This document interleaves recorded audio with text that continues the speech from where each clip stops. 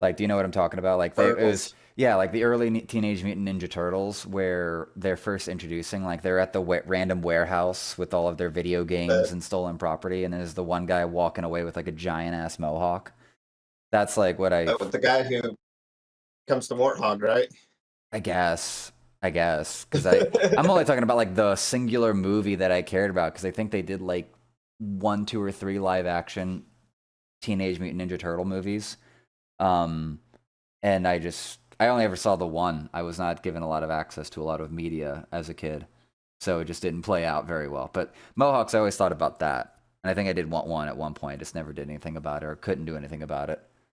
Also, welcome Mitchell McMurdie to the Jailhouse podcast.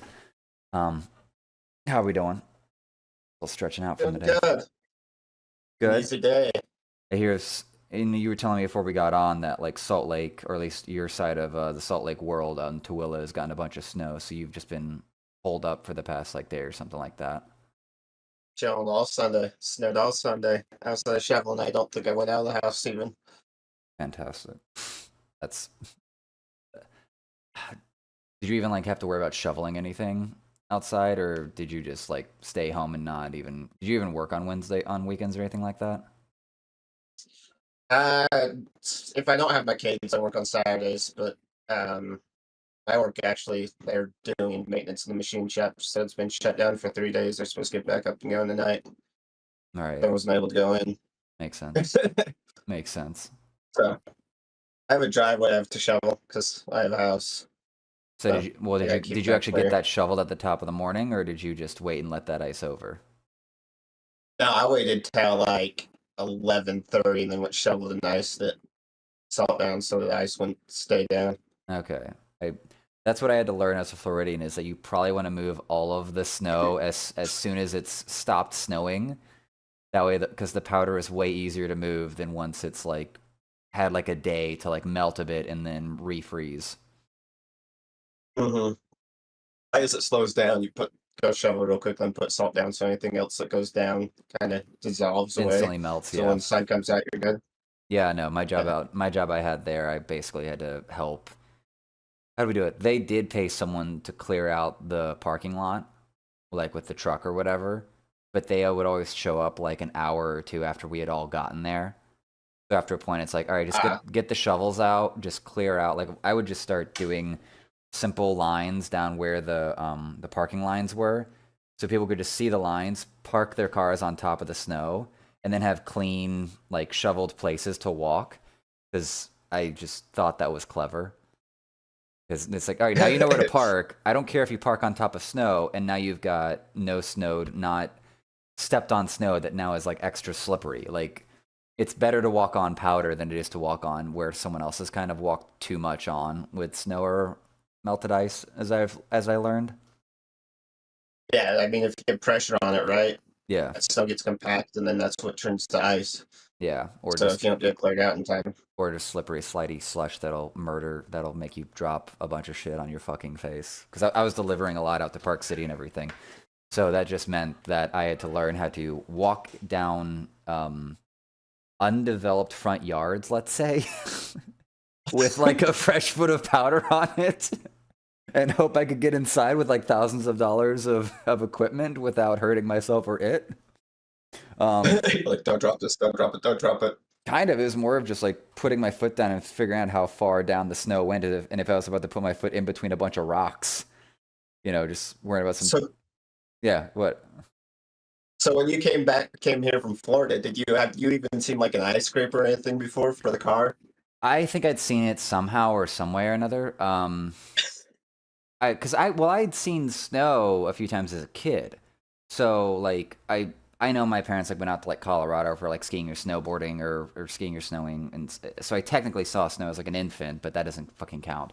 Um, so I had seen snow when we went up to the Carolinas, and skied with my aunt and uncle in that area. At Chimney Rock, specifically, was the area, if I recall. Or at least I know we stayed in Chimney Rock on one trip. There might not have been any snow on that trip. Um, my mom took me out to Park City when I was around fourth grade age, so I got to ski out there long before it probably got way as built up as it is now. Because that's like what would be, was it 5 years old was kindergarten, so 9, 10 years old. It's 2024 now. That'd been like '03, right? If I'm doing my math correctly.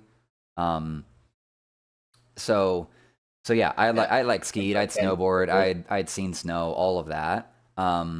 What sort of had to get used to was what's like sort of the regular maintenance and what's the regular interaction walking in and around snow, because like when we arrived in Park City for that trip, my mom and I, like everything was all clear, like the whole hillside was covered in snow, it was all pretty, and she's like got me feared about snow blindness or whatever, so I'm trying not to look at the snow too much because it's gonna blind me, supposedly. And it's such a out of my normal world experience that it's just everything's so novel that there's no pattern tracking, let's say. It's only after like I went through my first season doing pest control in Utah that I learned how to sort of walk around in snow with a constant sort of soft trepidation, just in case you're going to step on things that the snow easily covered. And then realizing that like I can tell now looking at like videos from Brighton Resort, like, oh, that snow is fresh because the trees still have the snow on them. It's like, 48 hours, 72 hours, like all that snow is like iced over enough that it's gotten solid enough and melted enough that it just has fallen off. So like I could visually track what's happening on a video now from living in it for 3 years. But yeah, for ice scrapers, like everyone's seen a snow shovel like in Home Alone or whatever, like little hand scrapers or crap like that. Had not really seen them before and hadn't really ever obviously had a use for them. Even though I live in Florida, like I have two umbrellas, I think technically in my car, and I actually barely fucking use those things or used them before. Because after a point, like I don't want to have to deal with putting on and off a raincoat or dealing with an umbrella. So just run to the house or run into work and just deal with it. That was kind of how it is for the weather we have down here. Umbrellas are nice because obviously I can't put anything on my head very well. You must have the mohawk, so you must umbrella, is what I'm hearing. Yeah. Oh, Checks out. Um, so I know at least with Dennis, and I think with a lot of people that I'll have on with Salt Lake, a lot of these first podcasts are going to be kind of introductions. I had the great misfortune of organizing and being the person in the chair for a roast and no one knew who the fuck I was. Um, which is both funny and subtly tragic. Um, so if you don't mind, we could jump into sort of your background and sort of we could jump into your background and sort of how you came to comedy and all those things like that. And you kind of let me know where you want to go with that, and so. But yeah, that's one avenue that we can sort of go down in this conversation if you like. Unless you have something else you want to well, talk yeah. about. What do you want to know about the comedy? How I got into it, or Well, yeah, I mean, or we could do a biography conversation, like, were you born and raised in Tooele in the Salt Lake area and always saw comedy there? Are you secretly from Detroit or something? Like, you know. I grew up in West Jordan. I lived Uh, in Arizona for a year, but in West Jordan, ended up in Tooele just because that's where I could afford a house. So, like, you were just checking the Arizona and the Salt Lake market for like buying a house and just ended up back here. Well, ended up in Arizona because what I originally went to school for, I went down there, What'd you and go to then school for? ran out of money. Audio engineering, funnily enough. Auto engineering? Audio engineering, audio Audio sound. audio engineering. Okay, okay. So would that put you in Uh, like a producer category, or because what does like audio engineering actually like do? Is that like making the TIE fighter sound on Star Wars from scratch, or that would be Foley. So the guys that do the sound effects for movies, that they're called Foley artists. okay? What I went to school for is actually the guy behind the board, the soundboard. So is music more of like So your when you first go into like love? yeah, so when you go into like a studio or anything, uh, there's always the guy that's sitting behind the board pushing the buttons, faders, all that stuff. So he already has it set up for whoever's coming in. Mm-hmm. That's what I originally went to school for. But when I came back to Utah, I had to do an internship to finish the schooling program, and I interned at a studio that no longer exists out in Draper, which was great. Uh, Like that was a good but they couldn't experience, afford to keep me or? on. It was a fantastic experience, but it wasn't paid. Well, yeah, yeah. So, It was an old school internship. It sounds like. oh yeah. And then they weren't able to afford to keep me on. And the guy who Mm, ran the studio uh, ran at one point the culture department at a company called Science Co. and got me a job there. mm-hmm. And so I kind of exited out at that point. But the reason I ended up going from there to comedy is when I was an engineer there and interning, spent that, and then I was working graveyard stocking shelves at a grocery store. Mm-hmm. So I didn't talk to people much. Yeah. And so I needed something to get, realized at one point I needed something to get me out of my kind of zone that I was in, especially after I lost that job. So I kind of I think that fell yeah, down. I think there's something about you that you and I might be similar about. So one thing that I learned going from a town that I know quite a few people in, like I spent like 30 years of my life, I would say it's just the easy number, in the Central Florida area. Like I lived in between two counties, either Orange County or Seminole County for the better part of 30 years. Um, but going out to Salt Lake was sort of like a hard reset. Um, and I learned that I needed to talk to more people than like my two friends online and my wife. Otherwise, I would be in this soft depressive state. Um, and is that kind of what you're talking about? You experience going from like the internship and then just stocking shelves pretty much by yourself. Like people that don't know, it sounds like you're on an overnight midnight shift. That is actually a surprisingly isolated job, even though there's like 10 dudes in the same store because you're all working different aisles typically. And so you're just locked into your headphones doing your work. But it sounds like, did you discover that you needed more socializing just to keep a healthy mental, or what was happening there? Yeah, so when I lost, I was doing that. I didn't have, you know what I mean? Like, you kind of have to have a crowd of people around you. Mm-hmm. I had the people I'd grown up with, like you said, a couple of people I talked to and whatnot. And then I had that, and I picked up the Sonichko job, and I worked that for 3.5 years, just kind of steadily. Mm-hmm. But I lost that job uh, when the market crashed, kind of for it for a while, Like an '08 and I had or nothing to fall back on. No, actually, when Trump got elected, really? Like, yeah, best gun salesman is a Democrat, dude. oh When god. Democrats are in office, everything goes up. As I who's in remember office, that. people get scared and they buy crap. I remember that. Yeah, Democrats getting elected usually like perks up the black market to, or at least that's part of the angle is just buy up a bunch of the inventory available from all the makers, and then you can just flip them with for scared persons, let's say. Oh yeah, for sure. They went from making like 10 mil a month to barely breaking even. Uh huh. They had a mass layoff of over 100 people. And then you're just talking about one of So the regular grocery retailers that you were working at. no, so this was actually I did the groceries and then I got the job at Science Co. afterwards. So I worked there as a machinist. When you're working as a machinist, it's very similar to stocking shelves Okay. where it's just you and the machine. So you only have a few people that you talk to that are training stuff for you. At least, so it's And similar. everybody's It's focused on the similar in same how. thing. Are you saying it's similar in how isolated you are? Yeah. Yeah. Okay. It's just you and the machine. You're not talking to people. Yeah. Yeah. Yeah. Yeah. Big Yeah. warehouse. And so Was it from still a that, late night shift?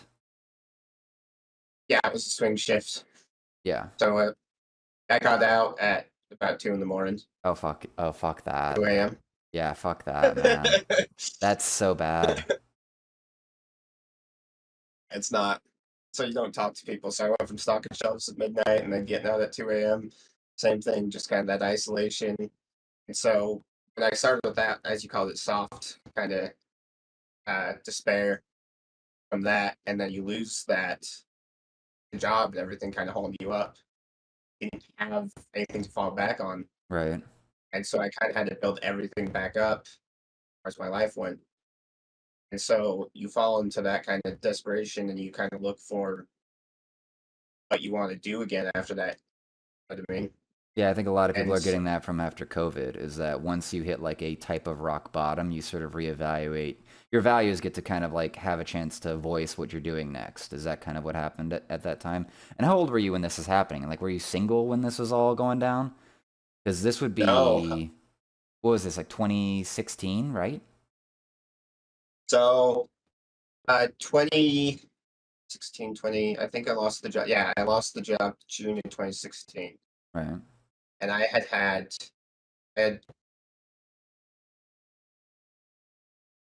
yeah. And so I had barely had my second kid, already married. I got married 2013, sorry, Right. 2013. And so I ended up having kids pretty quick because I think most people have kids at some point. You don't necessarily try to have kids, you just stop preventing it. Does that make sense? I guess you just like they get more Catholic, or what are we saying here? Like, No, you just get loose. Like you stop, mm-hmm. like we just stopped like buying protection Yeah, essentially yeah, because yeah. we're No, I'm lazy. with you. I'm with you. I'm with you. Shit goes over my head a little bit, man. I was born blonde. That's my excuse. Um, no, I get that. I get that. Well, after some fucking point, the raw dog is just better than the latex. Like this, is just on both Every sides, time. every time, every time.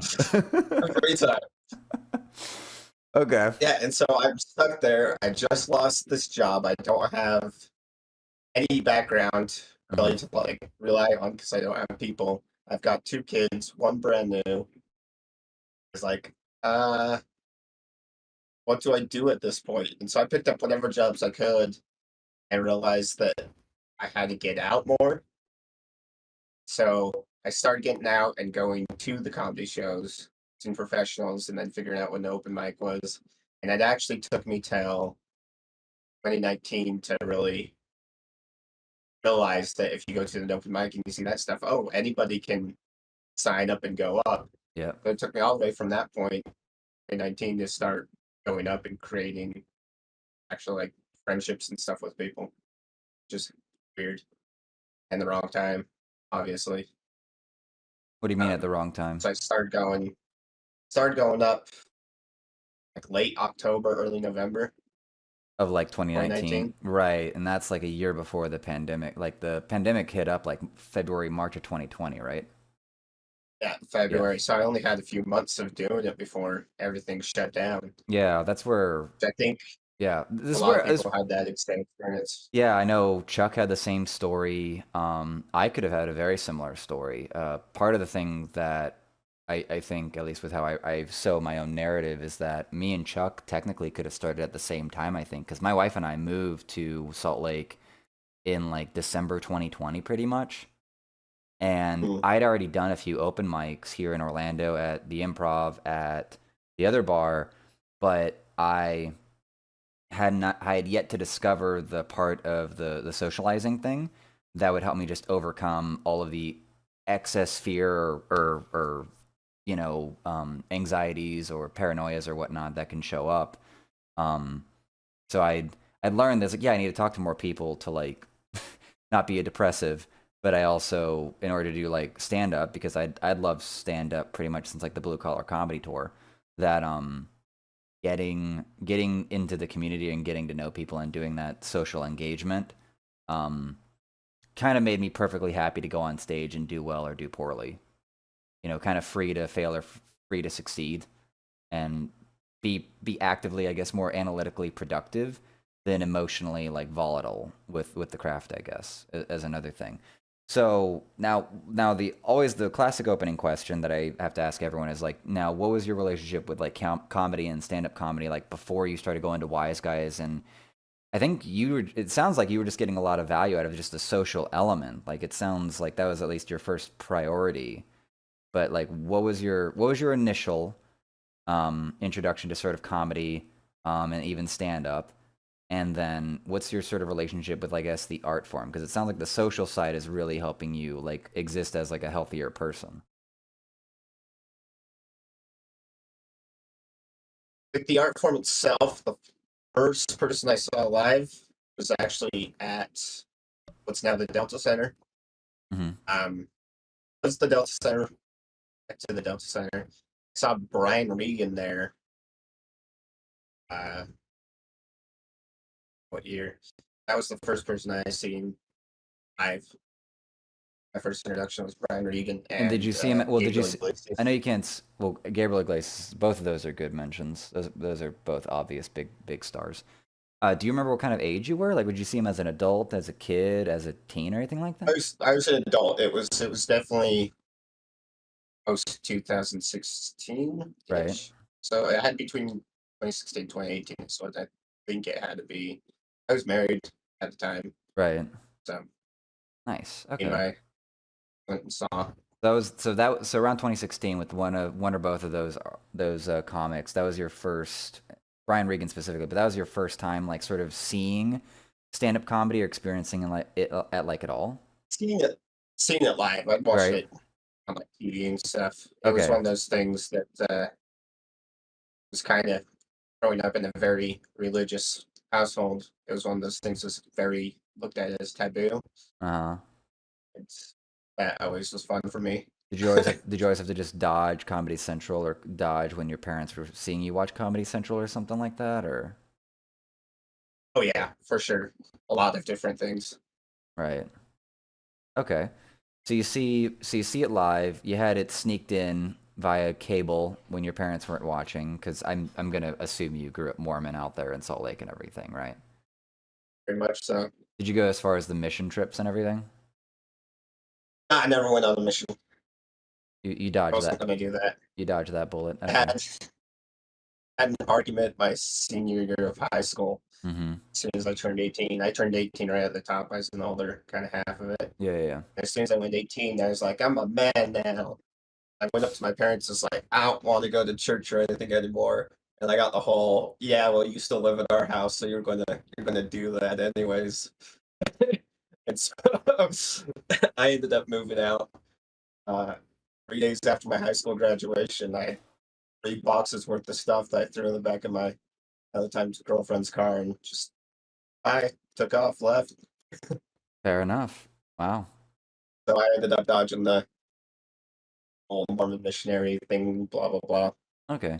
So, Goodness. yeah, so then it sounds like you get the influence like in 2016. So that's like 4 years before like the pandemic. So were you just like kind of passively trying to were you stuck in work but aware of the art form but unaware of how to get into it? Is that kind of what happened for the next 4 years? Yeah, I mean, I was trying to build myself back up, trying to figure out what to do for a living. Mhm. I had 2 kids, trying to earn that living, and in a depressive state. And it's hard when you get in that depressive state, you know what I mean, to kind of push yourself to do things. Yeah, yeah. And so that was kind of like my hobbies, checking out, listening to whatnot. I used to sit at work and listen to different comedians, put on at first it was Pandora because I didn't know what Spotify was, and then later on Spotify I'd sit and listen to comics while I was working and everything. But coming from the household where comedy was looked at as something that was taboo, I had no idea how to get into it, how people did it, what the Yeah. kind of course behind it was. Not really pushing myself until 2019. I started going to Wednesday open mics, right, and just watching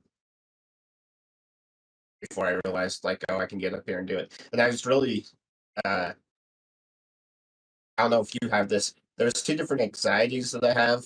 Okay. Obviously, being on stage, but it was also big. It still is a big anxiety to talk to, even just tables full of people. Okay. I don't know if that makes sense. Like No, no, no. going I into a group like initially to talk to people. yeah. Yeah, yeah, yeah. The way I thought you were going, but it would be my attempt to sort of relate to what you're talking about is my anxiety, and I think we talked about this before, like at Midway or something, is that like even post after the roast was done, is that my initial anxiety was going up and doing kind of jokes or bringing up taboo subjects that was going to get me excommunicated from the comedy world, from like the comics in the in the room before I could even become even a half-assed comic. and then also of course the audience rejecting you. So like that was how my brain worked for like the two anxieties, the two negative polarities. But once I met comics and removed the weird take, I could give a fuck about the audience for some reason because I don't know if another way to put that is like I had the comics backing me. It's like, no, we're all here to be idiots and try to be funny. So even if you really fuck up, but it sounds like what you're talking about is you have you have the anxiety of just going up there and doing jokes in like a just open area where you're just talking to the room, but then you have another anxiety. Are you talking about this, the act of doing the crowd work of going to a table and like and playing wits with them, like kind of, I know he's a little hot topic right now, but doing like what Matt Rife and even Russell Peters is another example of a comic that does a lot of crowd work in their act, and that gives you big anxiety when you try to do that, or what are we talking about here? No, as far as like anxiety of like even before when everybody shows up, like Mm-hmm. to wise guys are sitting at the table and stuff. I'm pretty often like, just sitting there listening and pretty quiet Right. because I have no idea. Not that I have no idea, but it's really hard for me to just engage in a big group as far as the conversation goes for like networking and talking to other comedians and stuff. Okay, so you're talking like off So it's like, stage, much more. even off stage, yeah, So is it on stage or off stage? Like, what are we? Because it sounds like there's like we're about to. It feels like we're about to have three things here. too. I have the anxiety for both on stage and like networking with other comedians. As Oh, far as like showing it before, I'll just sit at the table and not say anything and just listen to other people. Like if there's more than four people at a table, I have a hard time whipping in uh-huh. like the conversation, Would you prioritize? and Would so I feel you? like it's been hard to. Yeah, keep going. It's hard to network and create like that because I sat in like a studio which is a dark room with no windows and stuff Yeah, like that. So networking in front of like 10 people where they're all talking back and forth and stuff, creating like that dialogue yeah. gives me big anxiety. Okay, so that one I think is clear that the off stage, out and about, or even like before shows, going around and socializing. And it sounds like you have what I would call the introvert's max number. Um, and it may. And would you profile yourself as more of an introvert or extrovert? I think that's a good little thing to start. Introvert, Introvert. 100% introvert. Yeah. Okay. Okay. You're just the brash introvert. Is would be I think a way of profiling your image and how you carry yourself. That's fun. That's awesome. Um, so it sounds like I was right, because one thing that I've identified with certain friends of mine that were super funny, like I wish they'd done like stand up or had done comedy, but I would watch certain people that were really funny in small groups. Once the body count in the group or the room got between like I guess four or six, it got to a certain number, they just quieted down. Because once it gets to that number, there's a certain level of fight that has to occur, and it's kind of like the most extroverted personality per se, um, whether it could be a bully or just someone that is just highly extroverted like myself, they will end up sort of dominating that coalition of socialization, let's say. Does that sound reasonable? My sort of Yeah. my theory crafting here. um, and so it sounds like by your natural personality trait, both being an introvert, and which I would kind of classify as someone that would recharges by themselves. Yeah. 100%. Yeah. Doing Um, your own thing. yeah, because I think you learn that I need to talk to people because I am human, I am a social animal, but I don't need to talk to like 10 people. Meanwhile, like, and that I think we both understood or have learned about needing to talk to people to not get into that incredibly isolated depressive state. But like our differences start splitting when it's like, no, I me talking to people could allow me to go for 24 hours straight with like no rest. Like talking to people gives me sort of energy and propels me. Because I want to kind of go back to not the first time we met at the Tabernacle, but I would call the second time we met, when I was at Wise Guys, and it was Corey Bay there, Liam was there, and you were there, and um, um, Josh. and Josh was there. Josh, White Josh. I don't know Yeah, how. I can't think of his last name right now. white ball Martin. Josh with with the slow jokes or whatnot. Yeah, yeah, yeah. With the slow Josh clever Martin. jokes. Yeah, Josh Martin. Yeah. Um, I go back to that because I'd tracked you. I'd been watching you because you were the only person in the comedy scene that I'd like met and had a conversation with back at the Tabernacle when I was a much more paranoid and scared version of myself, as you may recall. Uh, and so I'm going to where I saw you. I was sitting off to the side out there in that little porch area in this downtown Salt Lake has a very good walking area in that this little strip of the gateway, I guess, right in front of right in front of Wise Guys and such.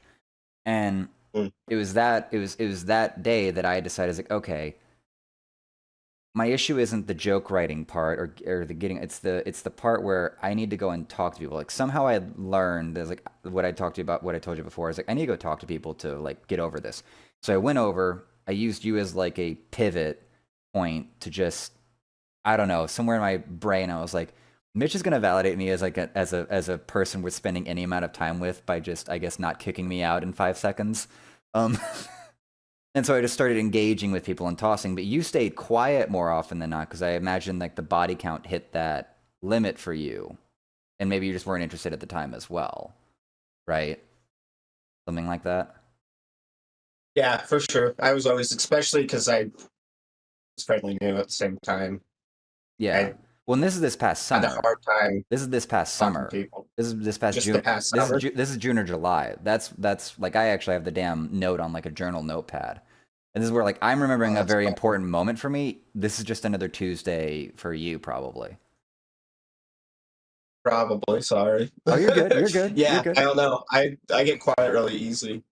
Yeah. I like to sit and kind of just watch the things that are happening and going on. But yeah, no, but that's where I do want to bring it back to the part where you were talking about how it gets to a certain. It's not even that. It sounds like it's a certain body count. Do you just have like a? Do you have because I feel like this is an imposter syndrome issue for a lot of people that are in content creation, which is a just another way we can talk about what comedy is. Um, do you feel like there's a disingenuousness or some sort of hackiness of trying to like go and meet people for in that networking activity with talking to comics or talking to people, when you're not on stage? Yeah, for sure. I mean, we're all there for that stage time, and so that's the important kind of thing. So I don't know. I also think I learn more by sitting and listening rather than Hmm. being in the center. It's weird. Like, I think part of it for me is that my whole life being kind of the well, actually, my family, I was always interested in stuff that nobody else was interested in, and all that. I think there's a certain level of time where you can be the center of attention, if Hmm. that makes sense. Okay. And so that time is what we're there for. And so I don't know how to balance per se it is. As soon as everybody's there and there's talking, there's multiple. I have a quiet voice. I can't talk over people very well. Right. I've never liked my own voice as far as the sound of it, which is weird, I guess, as far as doing No, stand up everyone's goes. like that. I know college professors that they decide to like identify with Johnny Depp because Johnny Depp never watches any of his movies. So college professors that I was quite friendly with, good people, they were like, I know I could get better if I listened to like my lectures and became a better sort of performer as a teacher, but I can't even stand hearing my own voice. So like that's a very normal human thing. I've had to get used to editing my own content with my voice in it and just being like I have to accept this and slit my wrist a little less as I listen to myself talk and just deal with that cringe of my own voice. So like that's a very normal thing to not like your own voice.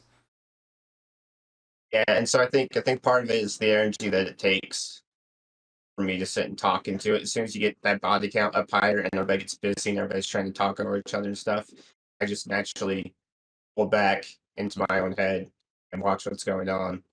Okay. I don't know why it's a natural response, but it is. I don't think I ever heard my own voice until I started doing stand up. I didn't realize I don't know where I screwed it up or whatever at some point, but my voice is oddly scratchy and kind of dry. You I sound didn't like realize that until I you started sound like you've listening to smoked a lot more. myself. Yeah, you sound like you've smoked a lot of cigarettes and drink a lot of whiskey, kind of thing. With Whiskey, whiskey's good. I've never smoked anything anything? ever. Nope. Wow. Okay.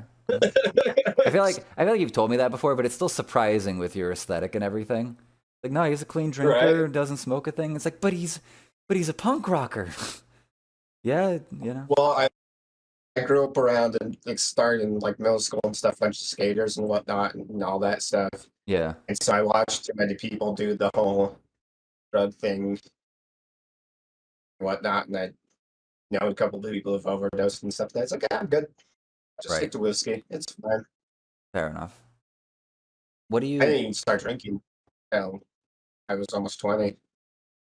Alrighty. Yeah. That's a late start by American standards, at least. You know, even though the legal is 21. What is your sort of perspective then around that activity of networking? Because it sounds like you believe or have been told that there's value in the networking activity with like other comics and stuff, but like what do you sort of see as that as the value in the networking activity? I mean, you got a couple things, right? You have to network and able to get on different shows, especially the bar shows and stuff, Mm-hmm. right? Everybody wants to see the people that they like to see on their shows and the funnier people there. So part of it is, the old saying, it's not necessarily what you know as much as who you know. Yeah, yeah. You have to be funny, but you also have to be able to know all the people who are running shows and whatnot. And they have to be able to feel comfortable with putting you onto a show. Mm-hmm. And then on top of it, the more people you actually are able to network with and talk with, uh, more likely you are to get help with like writing and stuff as far as comedy goes. Like you mentioned, uh, Dennis at the beginning of this, I'll go give people little like sticky notes with notes on it and stuff. Wait, you do that shit too? You have to be able to feel. Or I don't do that, or but like you have to feel comfortable enough walking up to that person to be able to tell them anything. You know what I mean? all right, because I know Dennis told me about how he used to give positive feedback, sticky notes or whatnot, which I know people like Chuck have like really held on to. It's kind of I think what helped endear Dennis to like the entire community. Um, I have yet to have any negative words said about from anyone about Dennis. I mean, Spencer was like, "I will protect you with my life" at the roast and everything. So, um, but in your so what did you actually just say about like the sticky notes as it related to Dennis? Are you talking about what he used to do, or were you talking about like just even giving people options to punch up their jokes? Just giving people options, right? To do something like that or go up to anybody to give them notes, positive or negative. You Yeah, have to be comfortable with that person.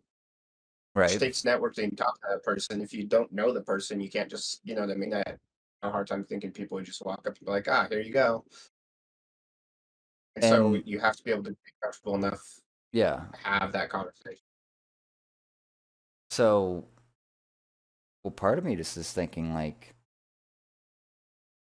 because one, I do that. I did that for Chuck, and him and I talked about it.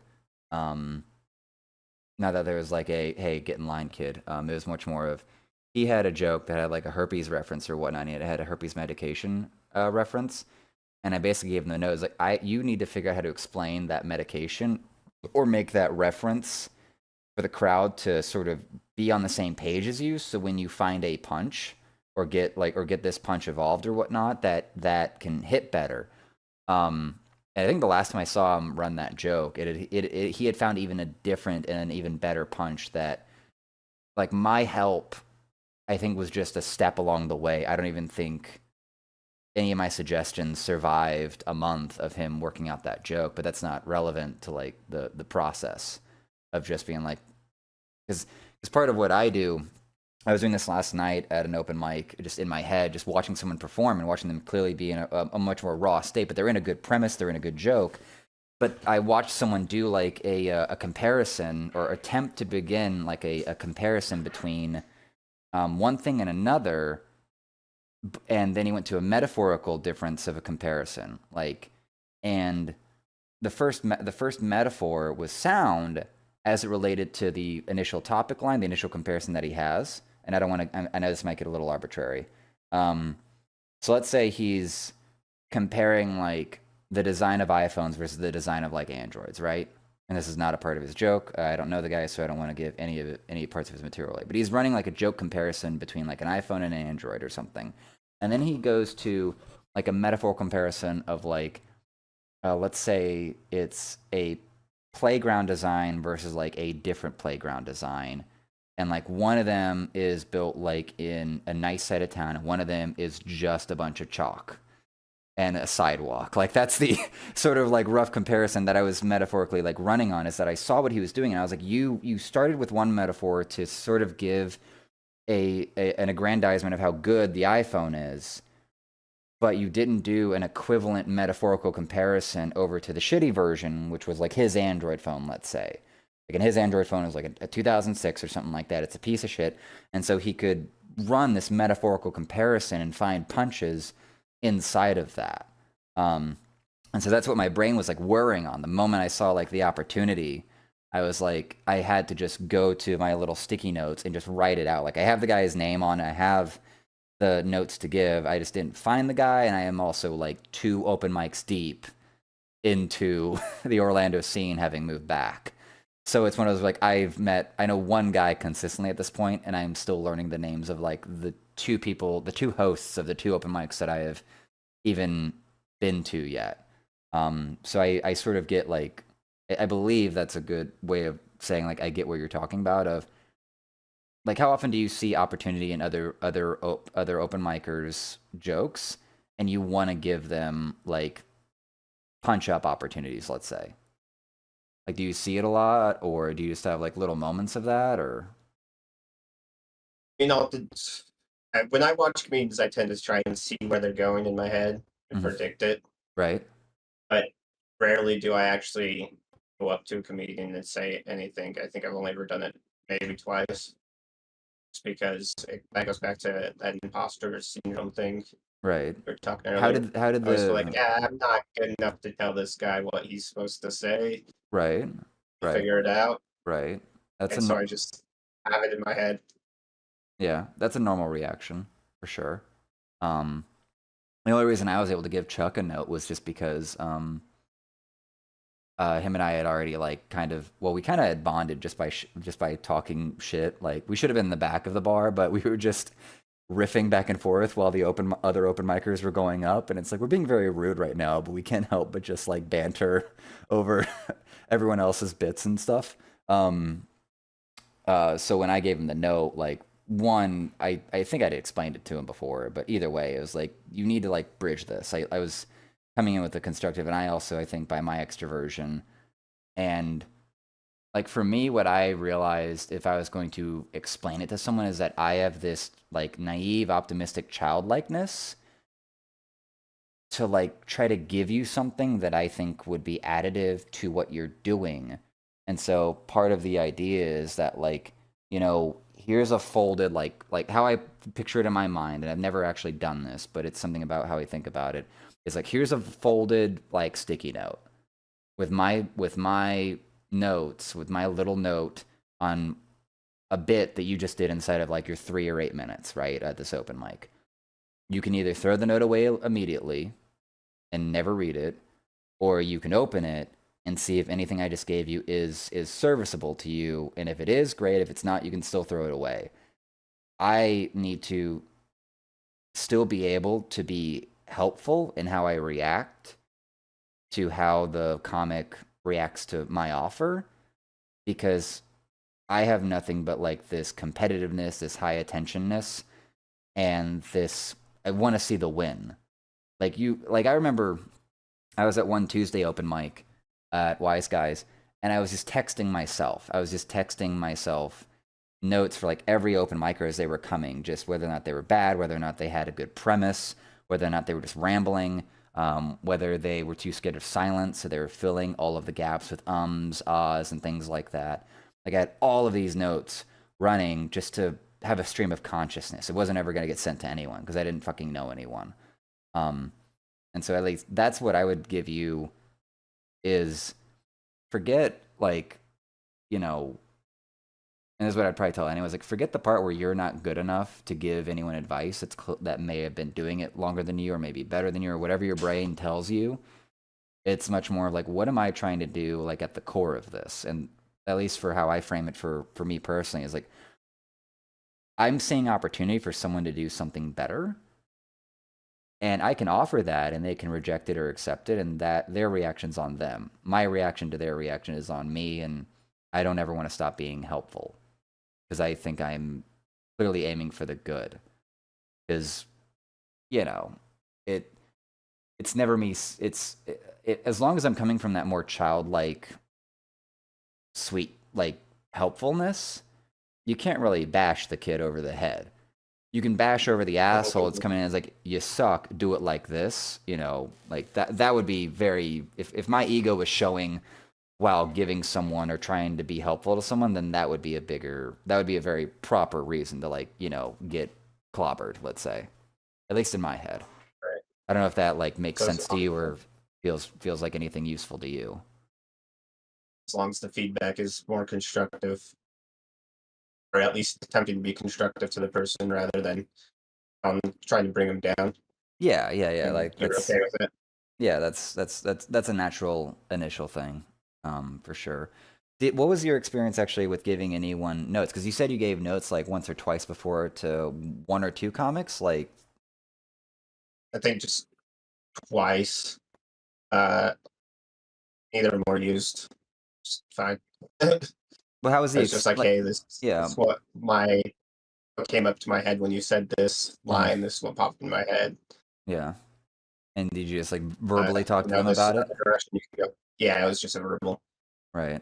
I can't write down stuff. My handwriting sucks. So if I write down anything, it's more confusing than when if I just say it. Right. That's where I actually have like I think I've actually DM'd people those notes before as well.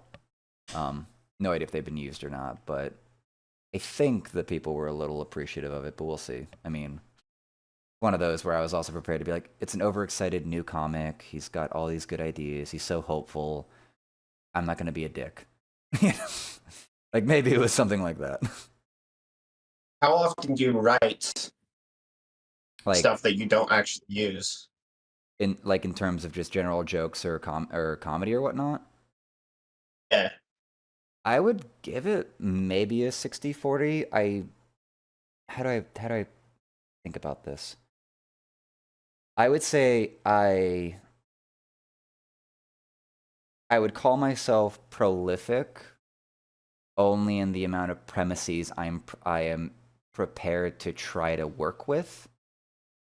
Not in that I'm prolific in that everything I write is gold. Does that make sense?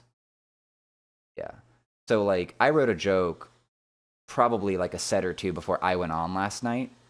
And it's such a raw joke right now. I'm kind of okay like sharing it. Like I was watching my wife play like one of her phone games while we're at the open mic. And it made me think about how in solitaire, like I play solitaire as like a brain dead game. Like if you and I were going to be having like a long phone call or something like that, and we weren't going to have a highly engaged like podcast, and we're just like passing time, I'd be playing solitaire while like listening to you and talking to you because enough of my brain can segment over to drive a car or to play solitaire while still having a full phone conversation with you. I can still listen to everything you're doing, and if you bring about like something that requires like more RAM to execute like the thought process around, instead of being an effective active listener, then I can put the phone down and be like, okay, so we're gonna like problem solve our way through whatever this concept is, whether it be, you know, turning a wrench or something, let's say emotional or intellectual. But my frustration inside of solitaire, I don't know why I went on that tangent just now. My frustration with solitaire, of course, because it's a free game, is that these ads always show up at the end of like every hand. And in my raw writing last night of it, is like that's almost worth paying the $3 to just not get the ad. And with how like social media is these days, like, can I just pay the $3 to just not know what the Palestinian scoreline is right now? Because I don't care right now. I'm making eggs.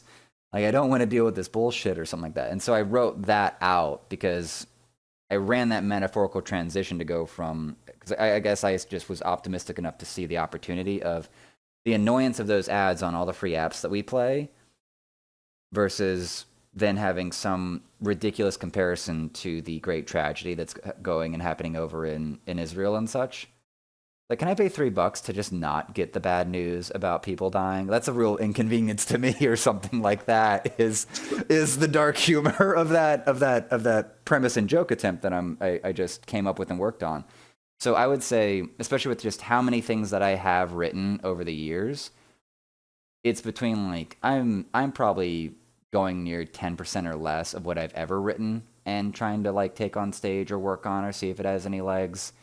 And then in terms of like recently done things since like, geez, even some of the things that have come up since getting into it in Salt Lake in like June or July, I've probably used less than half of it. So for me, there's something of like a high turnover. I had my one Hulu joke that I've been able to have consistently sort of good results on. So I keep kind of going back to that one just to see if there's more to get out of it. And I guess keep my initial morale good for working in the craft. But I think that answers your question. Yeah, so you're only using maybe or attempting to use maybe 20% of anything you've ever written. Kind It's pretty of. similar to me. Yeah, because I think there was, I think, and Chuck kind of gave me this too, is that like the, and I saw with the Ralphie May lecture that he did at the Comedy Store. I found that video on YouTube in the last few months. But there is something about like writing constantly, and making it like a job, which I can appreciate that advice. It just doesn't apply to me because I'm very, very much in every direction kind of personality, for good or for better. Um, but I don't know. There's just something in from my experience in my life of just being able to do the creative writing exercise of taking kind of anything and yeah, just trying to find the funny in it or find the peculiar in it or find the absurdity in it. One of the two things that I really like that I think Joe Rogan talks about is the tightness of a set. And I think Tom Segura's like Sledgehammer is one of the examples that just has stood out to me the most in the last few years. Because that set was ran so thoroughly by Tom in his tour, his Coming Everywhere tour, where he like toured it for like 2 years, that it was so tight and clean and crisp that the laughs per minute was just murderous. It was fantastic, even just on a Netflix, of course, on a Netflix experience. And the other thing that I heard nerded about that I then realized what it was the kind of comic that was able to take like one concept, like let's say the Jaws movie or something like that, and just going down so deep inside of the story of the fictional world or how it works or how it doesn't work or how it works really stupidly versus how that like would how it's being interpreted by the rest of the world, like all of getting deep into the layers of a theme or a topic to where we've like thoroughly like shown how ridiculous the government is or how ridiculous blow pops are or something like that. Like the depth is like a very fun theoretical challenge to me. And then the other part, because I'm such an over talker, is getting the tightness, is getting rid of all the excess talk on stage. Because anyone that's ever been to an open mic knows that there's some people that go on there and they ramble for their entire 3 minutes and they don't get a laugh because they're just on a stream of gosh. I'm not even targeting you, Mitch. Shut the fuck up. I'm not even targeting you, fucker. I'll do that sometimes. I will ramble. Oh yeah. I think I maybe got some chuckles last night, but most of it was like I had the audience's attention was the only thing that I clearly could see. Because it was a coffee shop, so it was Austin's Coffee here in Orlando. I had everyone's attention, but I didn't have like a setup punch as I was going through whatever stories I was going through. I need to listen to the recording, but you know what I'm talking about. People that just are rambling up there and you're just like, what the fuck are you doing? Like it's not even like a coherent thing happening here. I think that's part of the things that I value at least. I There forget. is a nice like form to the tightness, but at the same time, you kind of. First, I guess I have to. I kind of have to suck at things for a while first before I can make them good. And so when I get on stage and ramble, I'll just take the pieces of it that work and try and form them in a different way. Yeah, do you like do an audio Sometimes it recording or a doesn't video seem like what recording it of your is. sets? Sorry, what? I used to do them every single time. I have stopped doing it. I've probably been a year or so. There's been a couple people who have done filming of me for me and then send it to me, and that's been nice. I feel like for me personally, I can't overthink about what I'm doing on stage. I'm thinking about every single line when I'm up there. Right. I tend to overdo it, overthink it. So when something doesn't work, downhill slide. Do you just suffer from overthinking in general? Probably. I get inside my own head a lot, so probably. Checks Yeah, out. I've never thought it as far as just detailed life in general, but I know like as far as jokes go, sometimes I can overthink it and I'll stop a joke on stage and I'll forget what I was going to do as I'm thinking about how bad I did on the last line, and it's Right. just shit. What was I doing? Right. That it's like you freeze in a way because you're too in your head or whatnot. Yeah. That So I don't know. I kind of like that looseness. well, that's where I would go Even if back you to like your performance at the roast because like I've gone back and watched that several times to get in the editing for the recording together to publish on my comedy channel.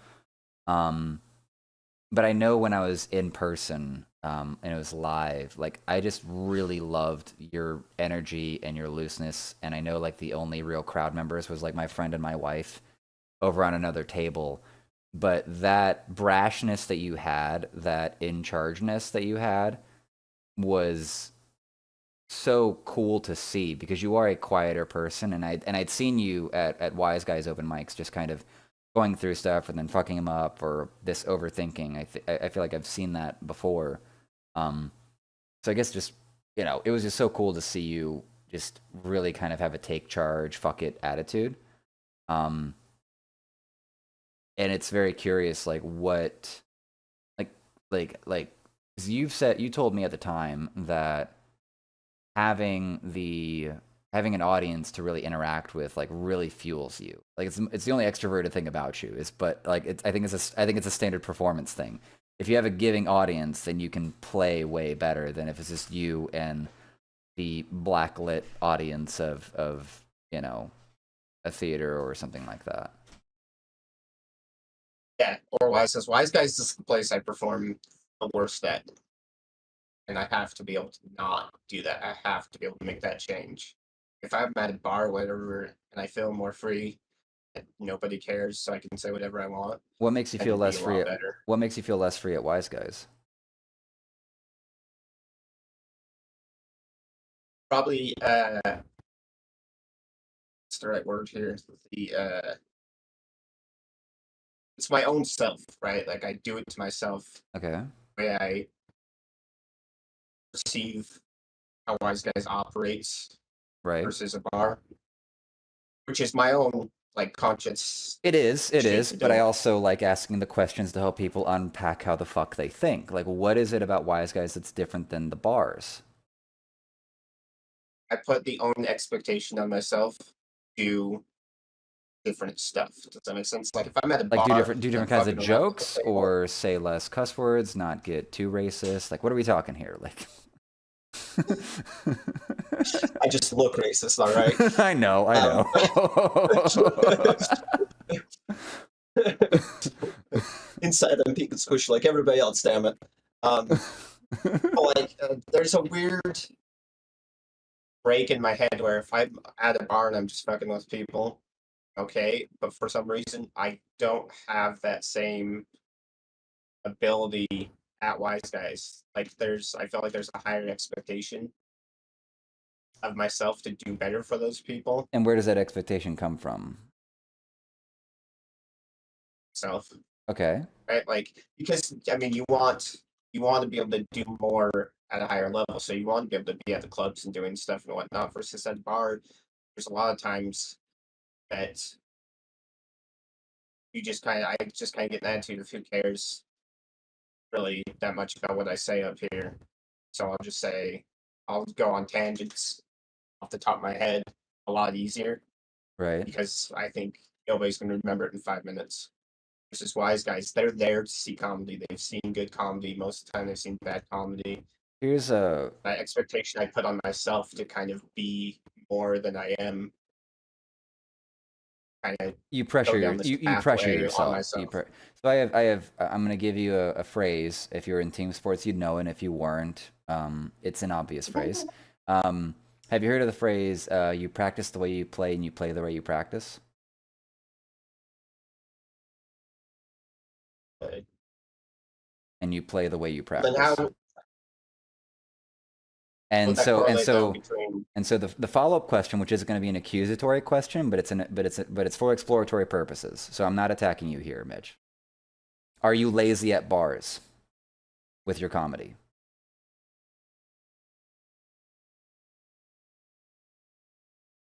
I think I'm less lazy at the bars with my comedy. Really? I have this like approach at Wise Guys. I want to do stuff I've done before, stuff I know is going to at least have some laughs. Like Hmm. a lot of the times, I'll start with a bit that I know has been working okay, and then I'll end with something new, or vice Right. versa, just trying to see how it goes. Versus at a bar, I'm much more willing to say, I don't think anybody's going to remember it in 5 minutes. I'm much more willing to say whatever, and I'll do a set that's 5 minutes long that I basically just have like 2 lines I've thought about for that day, and I'll go off on whatever I think. So is the bar your Does that make sense? more exploratory field to fuck around with? And Yes, 100%. I'm way more comfortable in a dirty bar than I am at like a nice place that I view as prestigious. right, yeah, because Wise Guys is like your big goal piece right now, right? Right. Yeah. So you need to get into there to get into other clubs and gain a reputation. I'm in a dirty bar for whatever reason. I feel way more comfortable.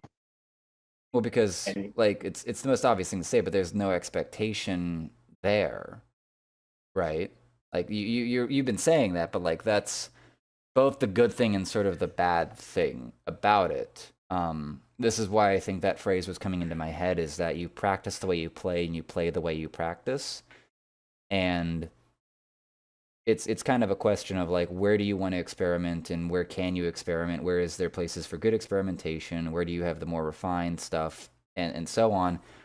And so why I sort of was asking that question and I really appreciate your answer.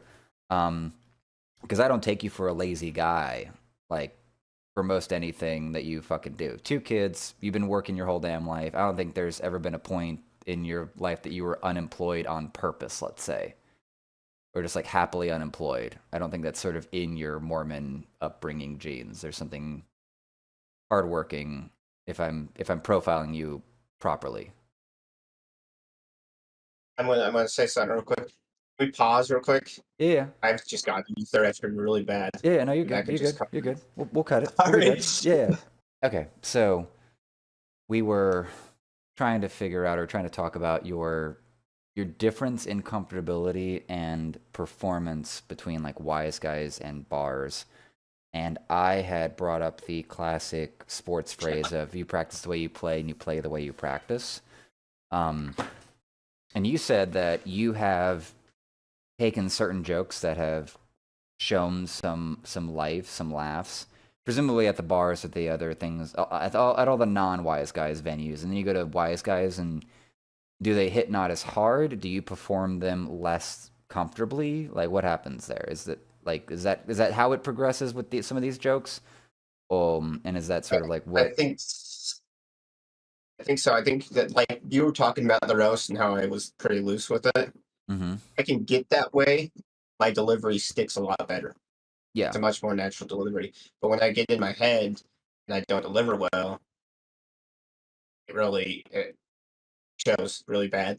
That yeah. makes sense. So if I'm on a wise guys stage and I get that anxiety and I don't deliver it because I'll stutter or I won't talk as loud, Mm-hmm. um, and it's often it won't do as well. But if I can stay loose, it's good. Hmm. Are you It's a afraid? matter Are of you taking afraid when you're? Are access you? to it. Are you afraid when you're on stage at Wise Guys?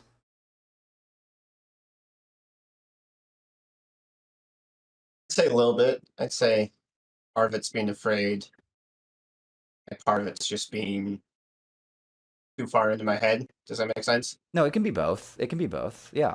Like part of what I'm trying to do to like sort of play service and help you is be like if like because it's naming the fears and letting them be accepted fears, especially by someone that has value in your life, let's say, or even just a stranger acknowledging something like can do a lot of value for people. And so that's part of what I'm kind of trying to get out of this conversation for you since we've stumbled upon this. Um, because yeah, I've liked you since I met you, and then I just had to get over all my fears, and whether or not you knew it, like you were the first like Salt Lake comedy like representative that I met, and then proceeded to eventually like meet again like 2-3 years later. You know, um, so yeah, I've been a fan of yours for a while, just as a person.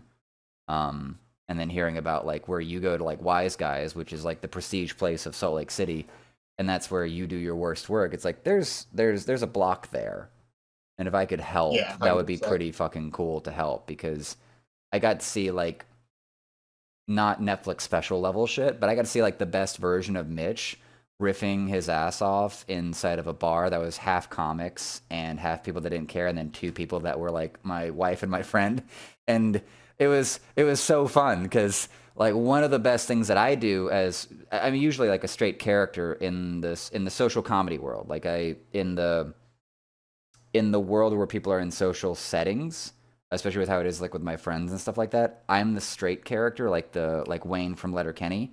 I'm the straight character. I'm also the character that always gets shat on. I'm the one that's always getting like insulted and put down and stuff.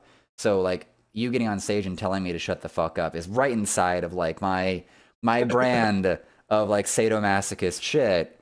And it's fucking great. It's fucking great. And it fit you well. Like for like you just that made that combo so good. It made it so fun for me because I know how to always be the person getting shat on.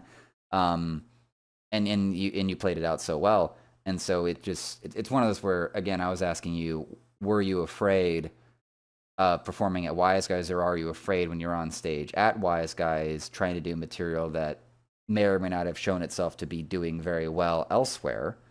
I'm kind of curious, did you find yourself doing well with those jokes at like the Tuesday open mics when they were out in the lobby, or was it anything inside of the Wise Guys building you end up kind of overthinking and fucking it up?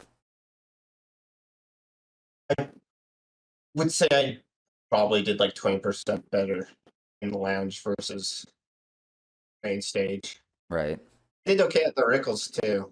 I like the Lord Rickles room. I don't know if you've been to that I new. was there for the Ever got filthy. a chance to go to I was that. there for the Filthy Four showcase. I got to watch Donnie get back on stage for the first time in a while, and he toughed it out. He toughed out his set, and then De Leon. What's that guy's first name? Who's back? Dylan Richards. Yeah, De Leon Richards. Yeah, he got a set. That was really cool to see because I'd seen him. I think I'd seen him a few years back at some of the Tuesday open mics, and he just has that charisma and that fun. It's so cool to fucking see. And then of course, Nick, um, he didn't get the audience too well that night. Chuck did well. Colin fought with the audience a little bit, but Colin is always okay to just be the odd man out in a room of people, like, cause I love his shit. Um, and then I got to see Dario actually like do I've been trying not to insult people when I was talking about this, but I had not seen certain people do like a proper like I'd seen them do open mic work where the bits are good and they're like fine tuning them or something. Um, but I had not seen them like perform their class A on a paid stage, let's say. And so seeing Dario go on up and do a set, that was probably the first time I'd seen him perform. Because I somehow missed him at the Shades open mics, and then I did see him once more at the Midway open mic. He came after the roast, like on one of the last Sundays that I was still in town. But Dario is good, and Oh, part Dario's great. yeah, and even part of his charm, whether he knows it or not, is um his self-effacing, his lack of confidence as he's like kind of fucking around on stage and just kind of appears to be struggling with his own confidence. Is like, this is just making it's like a Zach Galifianakis Netflix special from back in the day, the first one, where it's just you don't know what's about to happen, but you're kind of on edge to just see what the fuck this guy does next. It reminded me of that a little bit. um that's always a good reference to watch, like a manic act go through it. um but yeah, bringing it back to you. The one thought I have in mind is, and this is where it's more of a pitch to see what you think about it than me telling you, like, giving you advice to, like, if you don't do this, you're gonna be a fucking loser. Um, is the what have you been doing the take of just like getting something so good that you do it the same everywhere? I try to, if I have something settled, I try to get it like, this is the lines I'm going to say, and when I'm going to say it, then yeah, I try and do them everywhere. Right. And you feel like you So are the kind of guy kind that of, you're kind of the guy that writes a, or at least has a drafted script of the joke, and you're trying to run that script when you're on stage in a way, and like you improve the script as you go mic to mic. Like, is that what your system is? so it's been changing lately. I've been going like to open mics at the bars and stuff, and just having like a bullet point, an idea Mm-hmm. or premise, something I want to get to, just running with it and seeing how many different things I can say or not say and what does and doesn't work, and then setting a script after that. Does that make sense? Yeah, yeah. Being more I'll just go say a bunch of stuff and be like, oh, this works, so I can say this here or that here. And right. then I'll take that more scripted look, if you will, of a Yeah. joke, and then I'll take it to like Tuesdays at Wise Guys. How does that feel? It's been Once going I for have you so more of a set far. thing. Yes. Well, how long It's have been you fun. how long have you been doing it? Like for It's like a been good month at or open what? mics. How long have you been like practicing, like running that system? How long have you been doing it? Like a month or two? Probably 3 weeks. Oh, so yeah, I Yeah, would it's fairly new. it's yeah, you can't judge it yet. You can't judge it yet. You have yet to download that as like an unconscious habit, and then be able to think about Yeah. just doing the comedy work and then evaluating if the system's even helpful, is the way I would think I about that. had a moment at Bucks Mike Right. at that time. Yeah. The whole room was just comics. There's one that was just I comics, and I never knew I was just comics. I have my own issue. The one time I did make it to Buck's open mic there, and it's not Buck or the open mic or anything. My issue is just when people are bitching about there's nothing but comics in the room. And I get that's frustrating that it's not real audience members, but like the one thing I wanted to say when I was more awake and less super depressed, because when I got on, it was just ass. It was depressive, horrible ass. Um, it's its own blessing that anyone is listening to us. So, you know, if I was gonna have a moment and the balls to say like in person on stage to everyone at that open mic, it's like shut the fuck up. Like, it's a blessing anyone here is listening to us of its own accord. It's and Tyler's like in the back, like both are just in the back laughing, like way more than I think is real, but I think he just is a freer spirit than some of us, you know? Like, so he's willing to give it, and I don't think he's like mocking or fucking with anyone. And we did get some audience members in that night, but yeah, that was my one take I've kind of harbored with that, with the one time I went to that open mic. It was just the bitterness. Like, I don't do well with that.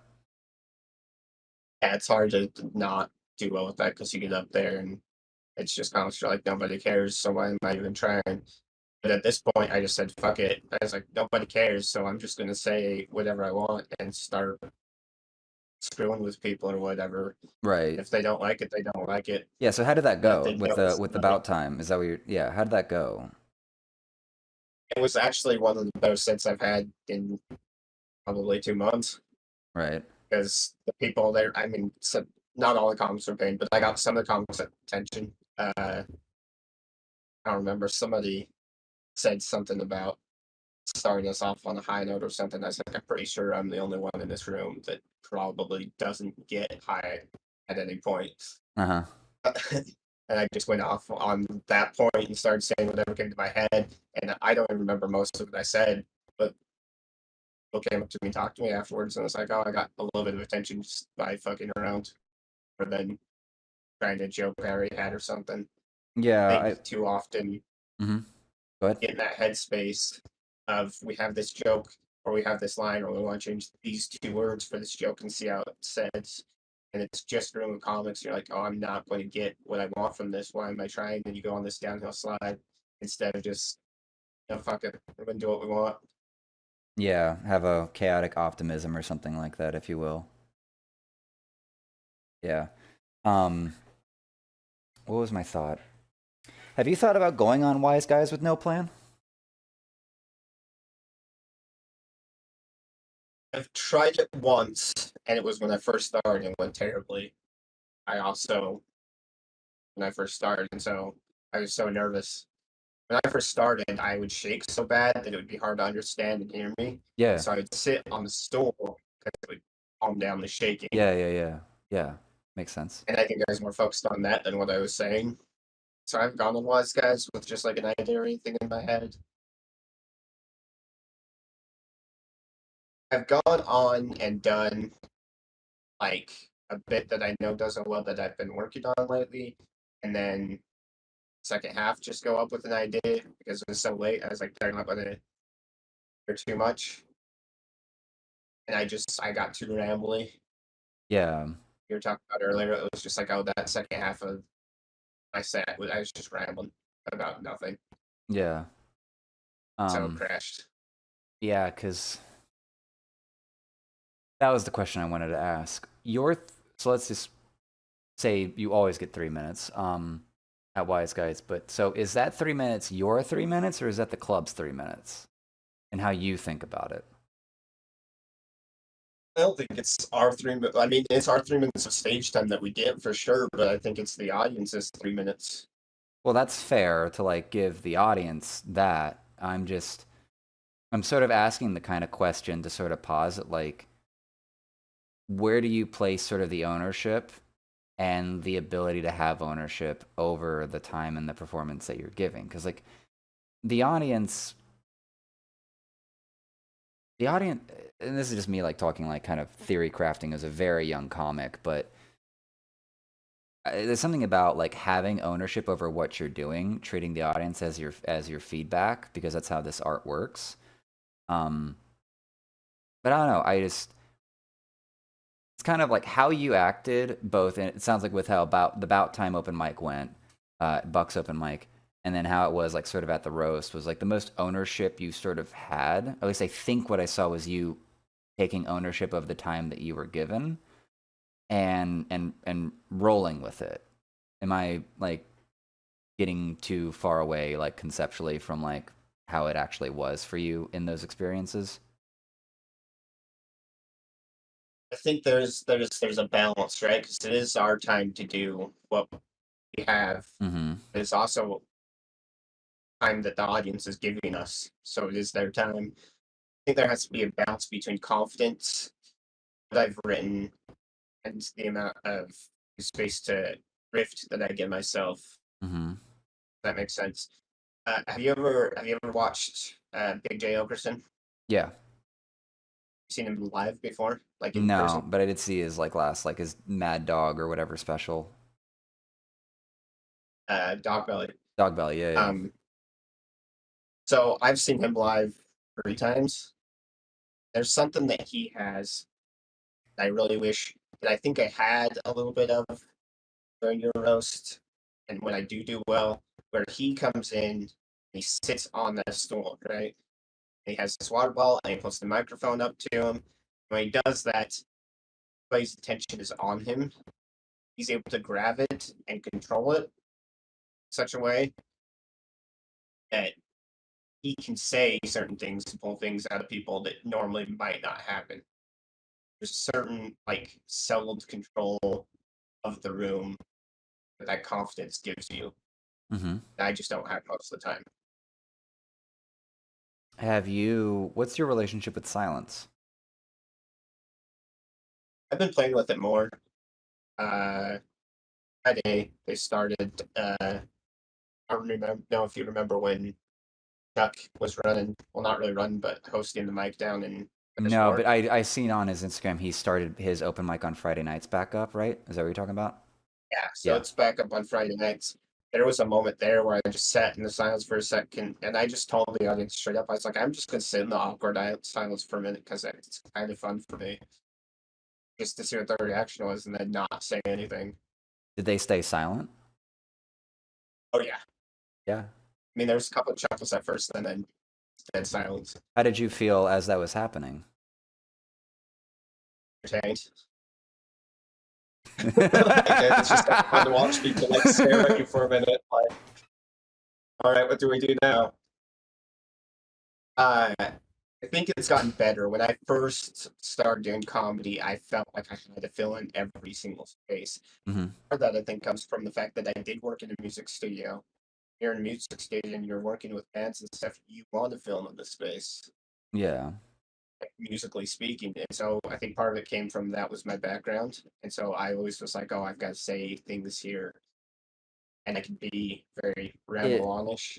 I can see that. It doesn't work the same. No, I can get that from from the different art perspective. What I end up thinking about is because stand-up comedy is I keep always bringing this up in most of my conversations, but I like the theory, and so my listeners can fuck off. I believe there are around there's 5 or 6 kinds of sort of comedy. Okay, there's improv, which is comedy that is it's a performance that's performed with no practice but looks practiced, right? Um, there is stand up, which is supposed to look improvised and off the cuff, but it's highly rehearsed. Um, and then you have like skit comedy, which is like a full an acting sort of comedy, which is like written and props and everything like that, because improv usually uses very minimal props, and so on. But the one thing that I think about is that is social comedy is how I categorize it. It's like usually like the fifth one. It's the one that everyone always ends up thinking will translate to the stage very well. It's kind of like you're with friends and your friends are funny, and then you're like, you should do stand up. And they're like, yeah, I could totally do stand up. And then they get up there and they bomb their ass off because what makes them so funny inside of your friend group is the layers and years of background. Um, and so, and what this is feeding with the silence thing is sort of the part where when people have all of the how funny they are in social settings, or otherwise, and also what all of our practice is in the Western world, and I guess in just how we are as social animals. That awkward silence that we all like really named in like around like high school area of like 2008. No one likes that awkward silence, and so we like to fill that because the silence is unsettling, and that gets very clearly and very obviously. I don't think this is a surprise to anyone listening to this, that when you're on stage and you're in front of the whole village, that might be, and the only time this happens evolutionary, that you're in front of the whole stage and the whole village, is when you're about to be either made the king or killed. More likely the second, right? It's like you're about to be excommunicated from the whole village because something horrible has happened. Um, so I just really think that one thing that silence is one of the most powerful tools any type of performer can have. Two, um, I think the natural instinct before even your music training as an audio engineer informs like silence as not an obvious tool. So between the awkwardness, which I think you enjoy awkward shit, you just love making people uncomfortable. It's part of what you get off at in social and even comedy situations, I trust. Um, but I still would not doubt that you as a human would still meet those silences and either treat that as failure because they're not laughing, treat that as your need to fill it in because music reasons, or fill it in because of social awkward reasons. Does that all sort of like make sense and sound somewhere inside of like how you experience it? Yeah, for sure. And I have like a natural channel, I think, of awkward and angriness comes off me. I haven't exactly forgot how to filter that stream constantly of this awkward angriness. Awkward but it's you're there. saying awkward angry, right? Awkward angriness. That's awkward and angry. Have you ever considered like leaning into it? Like A be little bit. right? I just haven't figured out how to do it well. Well, so I think there is sort of a question, and I'm not trying to get into any of your traumas or any deep stuff, not on this episode. Um, but would you describe yourself as an angry person, like in terms of just regular personality, or would you say you're angry more by how life experience has molded your opinion? I think a little bit of both, but I Right. think I just naturally come off as a little angry. I've Okay. had people throughout my life was like, "Oh, you always seem angry," and I won't be angry at all. Part of it, I think, is playing with that silence. Like if I'm just sitting there, like observing something or being silent, Mm-hmm. I don't smile a lot because I was told my whole life it was creepy. That's why I did that I'm sorry. joke, right? I'm Where I'm really just like, sorry you got told that. That's so. "Don't That's worry, it was my sister was the first one to do it. It's what a natural." cunt. What a Uh, fucking cunt. That's horrible. she's not wrong. It's fucking horrible, My dude. sister's my sister's my favorite person in my family too. She's your favorite person? Oh, 100%. That's sweet, but also like when did she tell you that? Like as little kids or something or Oh yeah, I must have been 10, yeah. 11 years old. Yeah, like I Yeah, and so I like will smile with my mouth closed pretty often. It's just like, and so there's a natural like angriness that people I think look at me for. I'm sure the well mohawk doesn't help, but it's fine. I I I, I will tell you pretty much regardless of how ugly the teeth of the smile are, I I personally always prefer like a toothful smile because it's the most genuine smile. Like human facial reactions are universal across the entire fucking globe. Um, which means that I really hate it when I find like Europeans smiling because all they do is just they just do a lip smile, and I hate it. I hate it because even if they have good teeth, they're not doing that smile because I don't know why. I can always feel like I can spot Europeans by them smiling that way. And I do hate that your sister, for how wonderful of a sibling and friend she is to you, she fucking sucks for telling you that your smile is fucking creepy. Because I don't like feeling like people need permission to fucking smile. I'm getting on a soapbox that is probably perfectly solved in your world, but fuck that. Like fuck that shit. Like Oh, like it's fine. It's always I've always been kind of the punching bag for my family, so it's what it well, is. I have created my Like entire formed part of it for me. that's great, Mitch. I created that for my social world. You being the punching bag of your family may or may not be a traumatic issue that's a problem in your fucking life, dude. Like at, I don't know if I can endorse that right now. We're at an hour and a half right now, but I don't know if I can endorse your family continuing to kick your ass like that. They're supposed to be It's supportive. Like okay. they're They supposed just to be be seeming annoyingly less. supportive. They're supposed to be annoyingly supportive, not calling you like, you know, a creepy smiler or some fucked up shit. Like that's I'm I'm trying to work on a bit right now where it's funny that you mentioned like my family's supposed to be supportive of like ever since I got divorced. My mother's been super passive aggressive of me. And I just had this line of like redoing the idea of being the black sheep of the family because my coworker was just like, "Hey, you gotta trim some lines in that family tree sometimes, man." mm, But it's like I'm the line being trimmed, even if it's by myself from that family tree. I'm okay with them of what I'm into, and I'm not going to say sorry for what I'm into. right. I'm okay with me being the fucking one they're going to make the black motive. Mm, Like the black sheep of the family, they're going to make a nice card after this black wool. It's fine. right. It's always been that way. Growing up Yeah. in a highly religious redneck family, just I hear that. no reason why I get how you feel.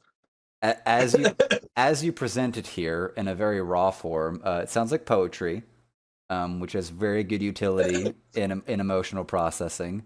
And my only thing I would think of is write out the poetry. And if you have any emotional processing you want to actually get out of that, I would encourage that for just healthy people. Um, and then you get to figure out if you want to take that poem and then reconstruct into like a comedy Frankenstein monster. Um, That's at least one of the things that I think about because I have a high prioritization on people emotionally processing things in life, and that's its own thing. Um, yeah, but I do like that you're processing that and trying to make some really good fun out of that. And you. It sounds like you have put on the black wool, if you will, with a little bit of a smile on your face. Yeah, it's a little bit of that chip on my shoulder type of, attitude. Right. But that's fine. Right. The line I had in my head is of you getting like the one that's trimmed off the tree. Is like, yeah, now you're your own little sapling, and you're gonna just make your own fucking tree. Sure. It's just nice that I'm the one with kids in my family, where it's just like, I'm over here doing this. You can either decide Yeah, whether you're okay with it or not. technically, you're the only. They might have trimmed you off. You're the only thing that's growing. You know, you just look at your sister like, yeah, that you need to get that cunt to use, honey. Like, you need to get something done here. Like, procreate, bitch. Probably not going to happen. She's busy finishing her doctorate. Oh, she's too smart to have kids. That's a tragedy. Fuck. That's a tragedy. She's too smart to have kids, man. Damn it. Idiocracy is happening she's every getting day. her doctorate for 100%. She's getting her doctorates. I don't know what the actual doctorate is called. It's something to do with hospital administration, but she's getting it Okay. from Yeah. the fancy doctor college. I'm forgetting the name of John Hopkins. Oh wow. Oh, that's I am sorry that if your parents compare you to her, that is horrible. That is shit. Oh my gosh, because that is John Hopkins is the top of the medical universities in the Yeah. country. So, like, She was also the first child they had. oh, are you the second born of two or? Third. Oh, you're third in The line. third of four. Okay, you're the third of four. Okay, so you proper rednecks for that child count. So you're third of Yep. four. You get the awkward younger middle child, and you're the only black sheep of the four. 100%. Huh? My sister's in Baltimore. She's going to John Hopkins, right? Yeah, that's the oldest, She's right? the smart one.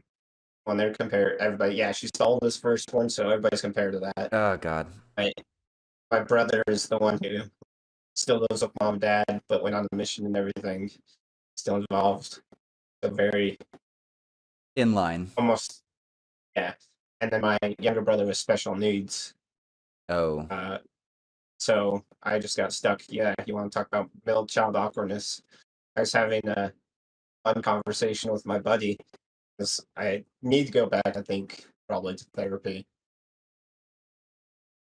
I was talking with him, and there's this idea within therapy of you're neglected as a child. You're often the most productive.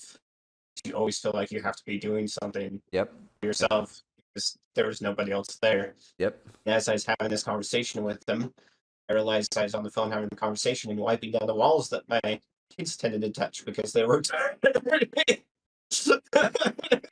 You have been I literally stopped like turned. mid scrub, like, oh, it's right.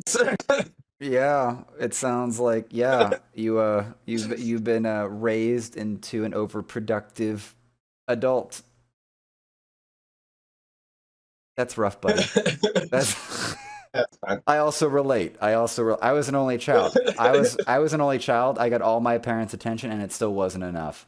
It wasn't. Like, So you're opposite of me, where they're just like, he's over there doing his own thing. We're just gonna let him be. well, We're always being if watched. we're gonna trauma share, my guy, like let's throw down. Like, I got I got I got the great thing of being an only child, but what that means is that I only share when I'm in a highly generous state. Like I feel rich or able to share in a moment. Otherwise, sharing is sort of hard for me. I had a fundamentalist, kind of softly fundamentalist, like the earth is young, not procreate as fast as you can, kind of fundamentalist. So I had the kind of Christian upbringing that was creationist, that was very faith based, was having a very hard time incorporating scientific literature into how the world worked. So that created its own fun complications. But being the only child meant that I got like all of my mother's strictness focused in on, and so I've been dealing with my own unravelings of that because I believe very clearly that I'm a highly sensitive like just person like, and so so between being like sensitive and then highly attentive and just noticing a billion things, the activation of like mom's critique, value sets, and the kind of guilt tripping or shaming that occurred, um, just created its own cocktail of hyper independence, um, overactivity, messiness. That is all that historically was far more of a shame point, until I sort of accepted that my brain and I'm quite unique from most everyone on both sides of my biological family. My wife has told me several times, like, I don't think you're gonna find anyone like you, honey, as much as you might want to find someone like you, so you feel a little less alone in a regard. Um, so yeah, that's I got compared constantly to what I could be rather than what I wanted to be or what I was, kind of thing, I guess is a way to phrase it. Um, and so I guess just by proxy, I ended up being like by mathematics, I was a mama's boy, but not by how that relationship sort of went. Like my mom, for good or for ill, was never a place of like running for refuge or safety from like bad things. She was the bad thing. So like, so yeah, that's my little. It's like nice serve on the tennis court, and I return with It, only child syndrome. Like, it feels like we both got mother issues, but from yeah. different Oh or yeah. opposing sides of the line. Oh yeah. No. I'm very unmessy. Well, I think This I think bothers me. I've got two things, and it bothers me over here. right. Right, Jesus. Well, I think we also had. I think as millennials, because when did you graduate high school? 2010. So we're the same exact fucking age. Yeah. Um, we as millennials had to grow up with like the biggest revolution in technology and information, like ever in the history of the world. And at least for me, what that meant is that I was always playing this game of, in my mind, calling all the adults stupid, because it's like, this has been around for as long as we've both been around with it. How have you not learned how to send an email or not need to double space after a period on Microsoft Word or all this other crap? Um, and then what was it? Learning all that stuff, realizing how much wasn't known versus how much could be known and now is known. Like it's pretty crazy to go through the internet and realize kids have no idea of how ignorant we were like in the 90s, of how other cultures existed, like, period. And then the Oh internet yeah. shows up, and our ability to understand, like, yours and I's ability to go on the internet and understand how Ethiopian culture is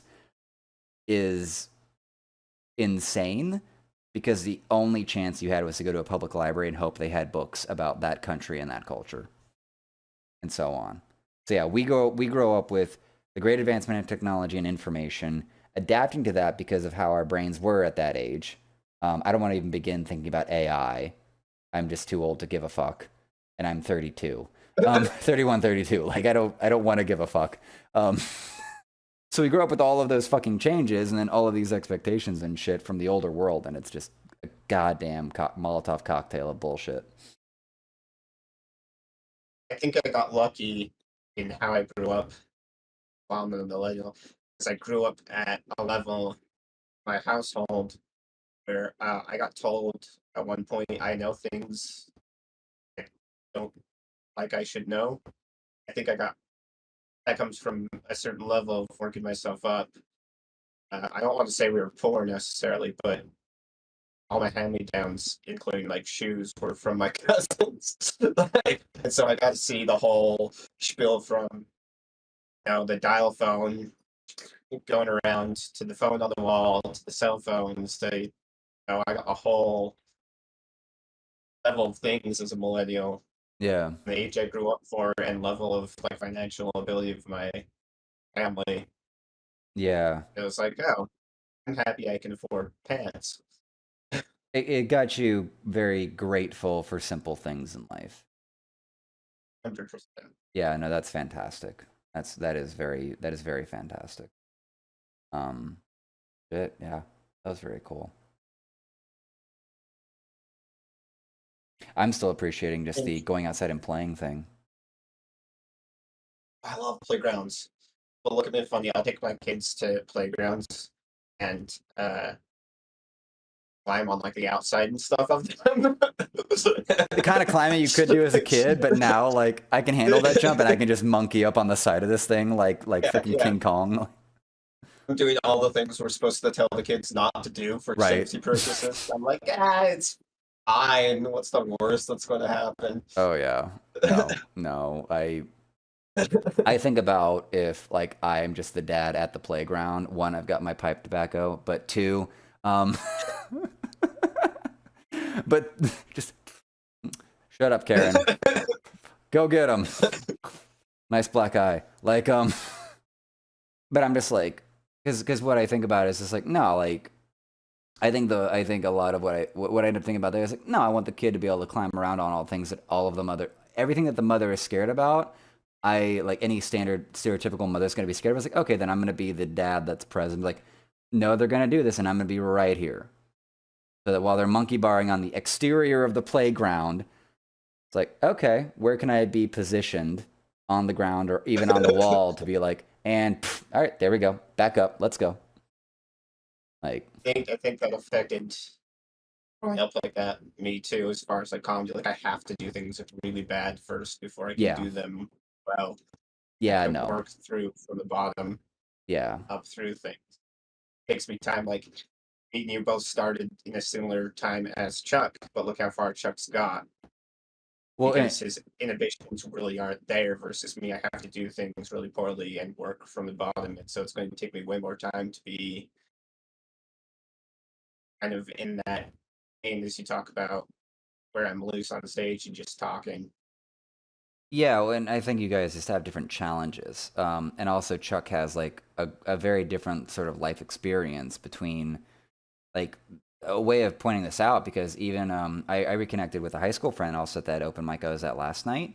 Um, and it was of no surprise to me that he did his first ever stand-up performance at this open mic, and he did very clearly better than me. Like I had the attention of the audience, but my laughs per minute was very low. I could guarantee that with just my memory, not even listening to the recording. But but Jacob had been doing acting and dancing and teaching dance and stuff like that. And he's gay, so there's a certain point where he has enough stats by personality, yes, of being an effeminate personality type as a gay man, but also just being in performing arts since he was young. Like I had aspired and I wanted to be in performing arts. I wanted to be in drama. I did want to do like dance and things like that. Um, but when you don't have the reps, you're sort of lacking in certain things. So like if you were going to try to, and I would never encourage you to fucking do it, you dumbass. Um, but if you're going to compare, if you are going to compare yourself to Chuck, you need to like the thing I would remind you, and I would have you remind yourself, is that Chuck has a background in performance just from being in having a small rap career. So he knows how to go up on a stage in like probably a dirty warehouse or something and deliver rap lyrics with a straight face or with like a sense of like purpose. Even though, you know, listening to him and Nick Lucero's podcast, like he's never done any hardcore gangster shit. He's done some dumb shit. He's done some B&E kind of shit or something like that. But, you know, he's got that to him. He's a grandfather, you know, he's raised kids, he's had divorces. Like he's got a lot of life that just gives him a core confidence to go up there and fail with more grace for himself than you might give. Does that Well, make sense? I think what it just prevent him from making some mistakes that I've done. It's Such like for the as first year that I did this, I only went once a week. You can't really get good at no, only going once a week. no. So that like those mistakes of not going so often and whatnot, and knowing the value of what you're supposed to do on stage. I have to learn through the experience of doing it. Since he's already been, I mean, the people with that background automatically know those things, are able to push past them. Were you a Those gift? experiences help. Were you a gifted kid at all in school? Was that a thing over in Utah at all? Were you okay? The way I'm gonna like sort of reclassify the same question is, was was school easy for you for like most of through high school? Was it easy for you, or did you struggle? No, it was. I sloughed a lot because I didn't like being in class.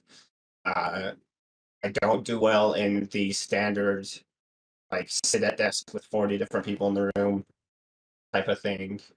I pretty much failed through until senior year.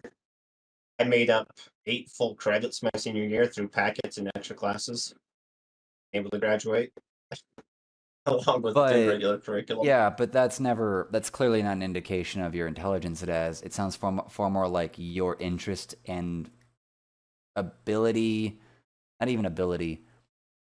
It sounds like you weren't interested in school and how it was done, which is no surprise to anyone in the American education system. Like, not even you, not even talking about you. Because I slept through a lot of classes, but I also had I saw this early on is that if I wrote out like my easiest memory is my American history course, which was an AP U.S. history course, and as long as I wrote the notes out, I'd never look at the notes again, but it would be downloaded enough that I would be able to retain it long enough for the test in like a month or something like that. Um, and of course we had to go through review or something like that. Um, but yeah, part of I guess what I'm sort of asking, because gifted kids these days, and a lot of kids that were just of a higher intelligence, or at least of the interest and ability to succeed at school, um, they succeed too easily because all of the education is just geared for the middle or the lower denomination, and everyone's grouped by their age group. So even if you could do chemistry at fifth grade, you're just going to be sitting there bored doing multiplication tables, even though you are smart enough. And so what ends up happening is that these gifted kids, or just people that do very well inside of academia, they end up easily succeeding for so long that they never learn about the long process of just study habits or practice inside of a craft to get better. So then when they go to college or they get to things that actually start challenging them, they just fail outright because they only knew easy success. Now, does that make sense in terms of a concept? And does that make sense for you at all? Because it just sounds like you just didn't give a fuck and didn't want to be there. So you just kind of didn't give a fuck till senior year. It's like, can I get all this done and still graduate? Great, I'll just do that. Mhm. Yeah, I think so. But part of that is you don't learn how to learn until later on, if that makes sense. I did well in college. I think I graduated with like a 3.4 or something like that. Right. So I did fine in college, but for I think my GPA for high school was 2.1. Did college just feel like more self-directed? And you were doing that of your own accord, right? Because you'd moved out, right? Yeah. Yeah, so the moment you got to Uh, choose what you wanted to do, you did well, it sounds like. yeah, if I'm not interested in it, I just don't. Yeah. No, Doesn't kick on. yeah, no, that's a normal thing that people previously didn't fucking understand. Interest dictates things far more than anything else ever will. Even your projected income if you have a PhD. Um,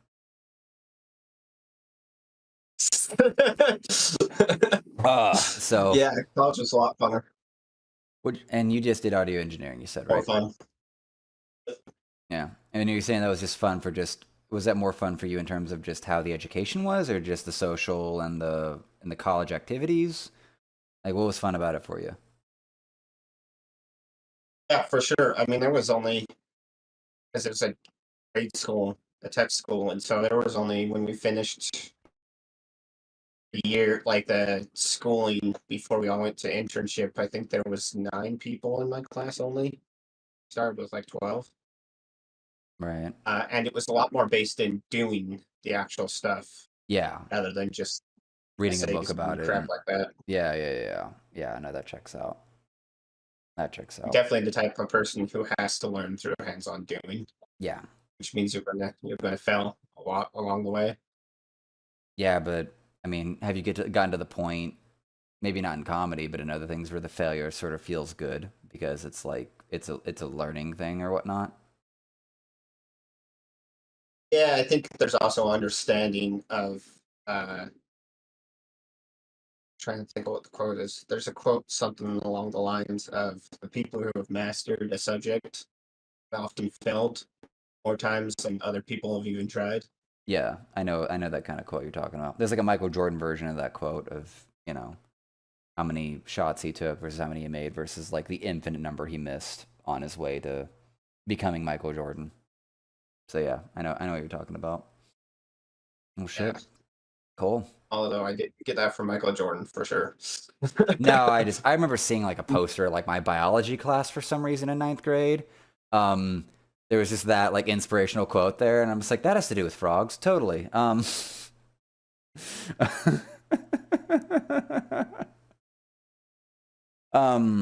I only saw clips of it because I haven't been able to tell. But were you there at the Chuck Roast Fury?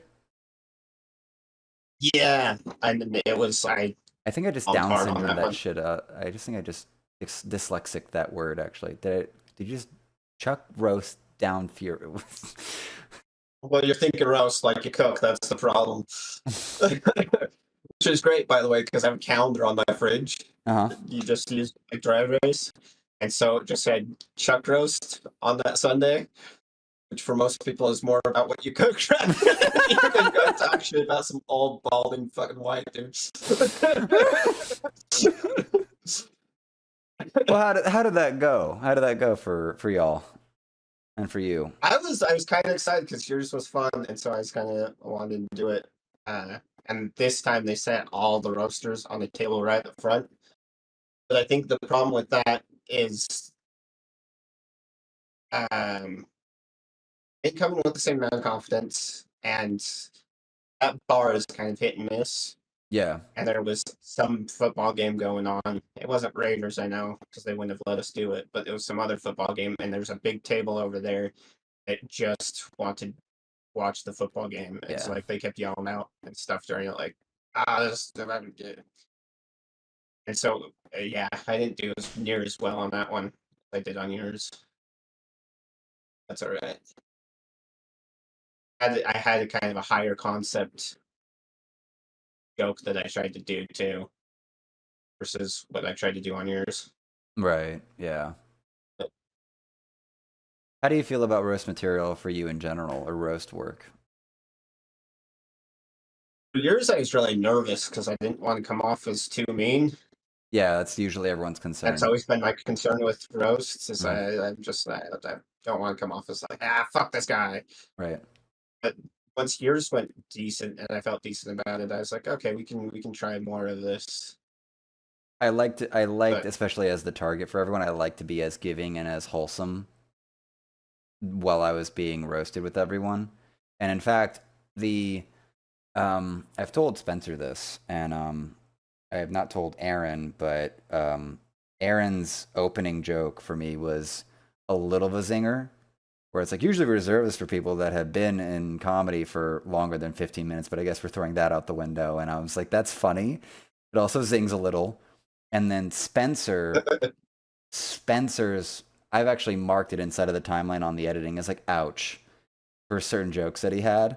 Because I was like, oh, this hurts. Yep, this hurts. This is him getting his frustrations with me at his open mic out right now in this roast. This maybe he's trying to be funny. I don't think he's trying to be mean. Him and I talked a little bit both after and then before I left town. Um, but yeah, those are the only ones that were actually like, oh, they've hit a chord.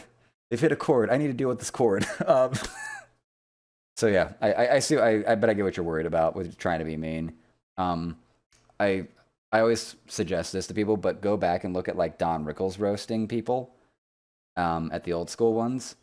Yeah, well, because Rickles is a legend for just insulting everyone left and right. But part of what I've talked to, I think, Chuck and others about is what you can kind of see, especially when you're in the art form even a little bit, is you can see that there's this wholesomeness between how they're connected as actors, as comics or whatnot. And you kind of, and that's where what I tried to take that wholesomeness of just like this is your performance, and the little human moments we're gonna have is either you warming up trying to get into being a mean comic person, or at the end when it's like handholds and just those thanks you for being here, you've been wonderful, and these very wholesome closes that like make it that differentiate between like the act and then like the very sweet send off. And I always try Yeah. to, and that's how I think about with roasts. It's where I have a lot of excitement about doing roasts, whether on the target or not. Like I recorded, or I had to get a recording of me roasting Amanda, and I one enjoyed that because I was also of the mindset it allowed me to get rid of any insecurities. I was like, oh no, you asked for this, so when my punchline is "you're a useless cunt" for like a decent premise setup, like we're here, we're going in, we're going fucking in. Um, so I don't know, I really enjoy and take well, and I'd like to think I will take well to that. But I was very curious about how you feel about doing it, and it doesn't surprise me that you're worried about being mean, especially since you always look so angry. I do. I always look angry. So angry. I think people might assume I have like a low benevolent little man syndrome. That's why I come off as angry. The other pet peeve I have with roast is I want to see more creative roasts Mm-hmm. people, and not necessarily that kind of fine line of the obvious thing that's sitting there. And the one thing they did happen at Chuck's is Kayla, you know, Mm. a really good one on me, and it wasn't your typical thing, and so I got a big giggle out of that. Versus like Spencer Riley, nothing against him personally for it, but he went like the meth head joke or whatever, and it's like, yeah, I look like I do drugs. I know, and I've heard it many times. I Yeah, no, I'm with you. I'm with you. I get really that. want, I really want that. Oh well, that's where Want I that. was. Come on, the better. Well, you could speak for yourself, but I explained it, I know, a few times. I gave that Google Doc of just that bullet point of my biography, and listening to the recording now, it seems like actually it feels like a lot of the comments were really weirded out by that. It's like, It was just unusual. yeah, and if it's unusual, great, but if it felt like weird, like it's me being too open or something like that. Like that's I guess it's kind of like my concern. It being weird in a functional way doesn't surprise me. But I believe I did explain at the time, like part of what I want to do is like, okay, I know none of you really fucking know me. So here's a mountain of material of shit and like run with it. And I was very happy that my two favorite jokes actually out of that whole thing, because yours was because you're number three, but yours was just seeing you just like kind of own the stage and just play with the crowd and such. But it was Dennis McManus's closing bit about me and Melanie trying to have kids so he can give my stepdad a date, um, which is still just funny when I watch it. And then the other one was Aaron Orlovitz's, yeah, his opener, but he had the closing one where he's like, "You look like a virgin and a date rapist at the same time," and I don't know how that works. And I was like, that checks out too fucking hard right now, my friend. That checks out too hard. You're a Holy very unsuccessful date rapist. something like that. It's like, oh, it was just that was. I feel like that kind of because that was the most creative. What probably helped make some of that so funny is that it was just so creative, or it just gets some sort of essence about how someone looks or what kind of vibe they're putting off of, and so that's where we'll have our cursory conversation about like the consistent method joke around like you and your appearance, but someone that could get a more creative metaphorical take on it or a simile on it would be way funnier. Like the Super Saiyan born in a trailer park would be like an inch more creative, and just maybe getting more than that would probably be more original or more funny or more of a surprise as a joke instead of roasting you. That's I don't know. That's kind of like me thinking out loud with it. Halos was funny because I don't remember the exact line. Do you know if anyone But recorded the there was whole thing, something. or was it only like little bits of it? Because I've only seen little bits of it roll around through Instagram or whatnot. I don't know if it all got recorded or not. I think only some of it. I think bits and pieces only got recorded. But she had to joke about gap in my teeth and being able to keep my family together. And that was really. it was good. I don't even know what that means right now, but that's just those It two was connecting those two topics is just funny. Oh, it was great. It was fantastic. And then another comedian said, and ironic because I do love ska punk, said I look like I dress as if ska punk was still a lifestyle. Yeah, I think I remember hearing that or something. I think I remember hearing that or something. I'm like, quality Like, yeah, that's fair. references. Quality reference right now. Yeah, Scott doesn't get referenced a lot these days, so when he gets pulled out of the corner, it's fucking great. Had a little bit of a minor comeback and a slip in. I think it's one of those because of how the internet is. All of the music's just gonna exist equally, and the zeitgeist is just gonna pick what's popular for a time. But everything everything could possibly exist. At least in a getting published kind of way. That we'll see. But yeah, that was about 2 hours. How'd you feel about that? Interesting. I do feel like there's enough covered and enough left over. 2 hours wasn't too bad. Ah, I'm curious as to not plan anything out where the conversation would go. like we didn't plan anything out. Yeah. I mean, to some extent, like not much of that was really. I have no notes. I have no notes for this, like that I've even looking at. Like I have general scope, and I have what I've done before. Because I did do a bit of background for Chuck and Spencer, Nami, and I pretty much did a full biography with Dennis when I had him on last week.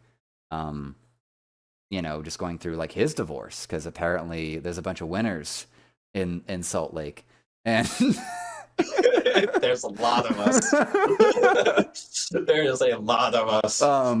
I think because that's 2 for 4. It's 2 for 4 for Salt Lake so far for divorcees.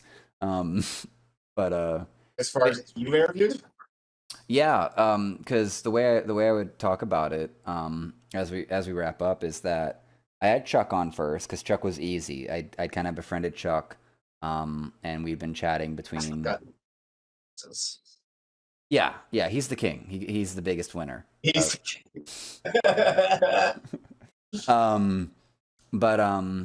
but then I had Spencer and then Nami on because those two were really intimidating me for their own reasons. Just how I'd reacted to meeting them and seeing them, and Spencer being a host, Nami being very good inside of stand-up and performing.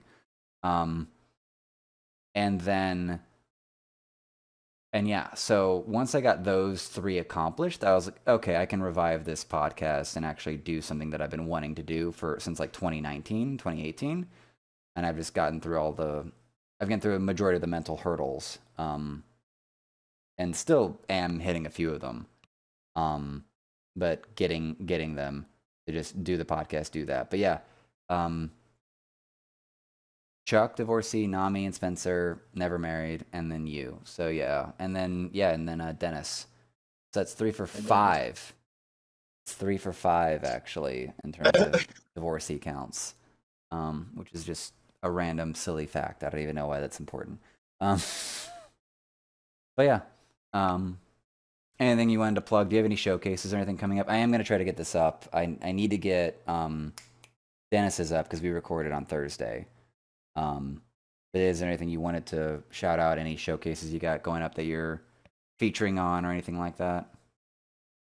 I'm going to be at, not on the post or anything for it, but Buck's got a showcase he's doing. I'm going to go pop and help him with on the 20th. But that's the only thing I have on the schedule right now coming up. Cool. Nice. And was it Mitchell H. McMurdie for your Instagram?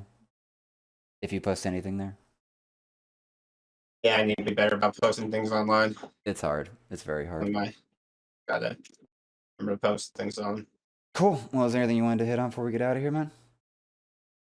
I don't think so. Cool. Well, thank Hopefully you it for was enough. Oh, I think it was really interesting. I really enjoyed going down, like, sort in a way, just what your psychology is around how you're performing and how your development and your performances and how Wise Guys gives you a block for now. I kind of think you need to go on there one day and just be like, this is gonna be like my 3 minutes. Fuck everyone in here right now, and be okay with that.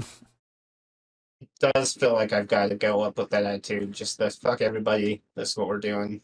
Like Here we go. Like I would just say Matt Tribe is not my.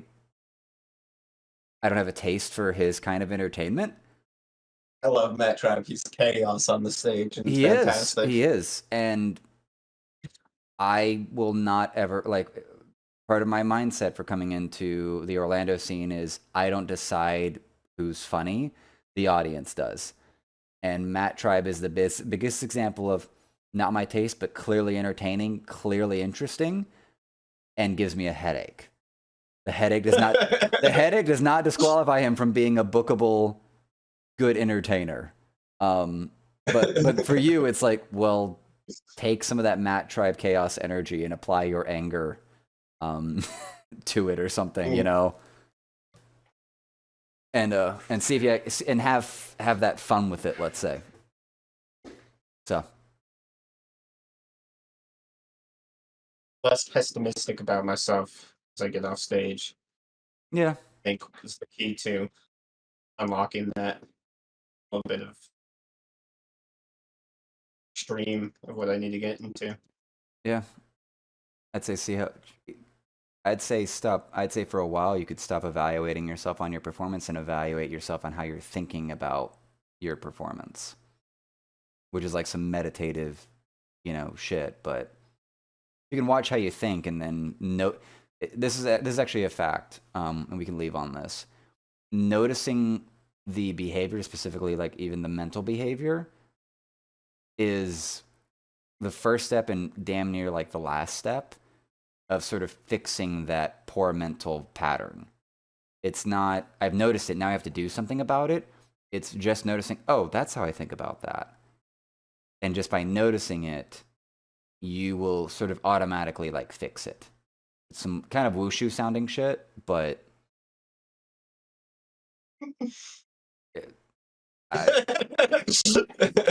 Just the term wishes. we must sabi. So, but yeah, give your thoughts a thought. Because I think you're funny. I think you should smile. I think you should be allowed to smile. Don't fucking do that right now. Don't fuck with me. That's how I smiled like in my elementary. That's the exact smile I gave like in like some kindergarten, first grade photo. All I knew about smiling was like show your teeth. So I was just. It's so I have cringe. a weird ability to like shake my head and not the rest of my body. Oh, just by clenching. It's that creepy. Yeah, I know that one. Yeah. Just turn yourself into a fucking shake and bake. I don't know. All right, let's get the fuck out of here.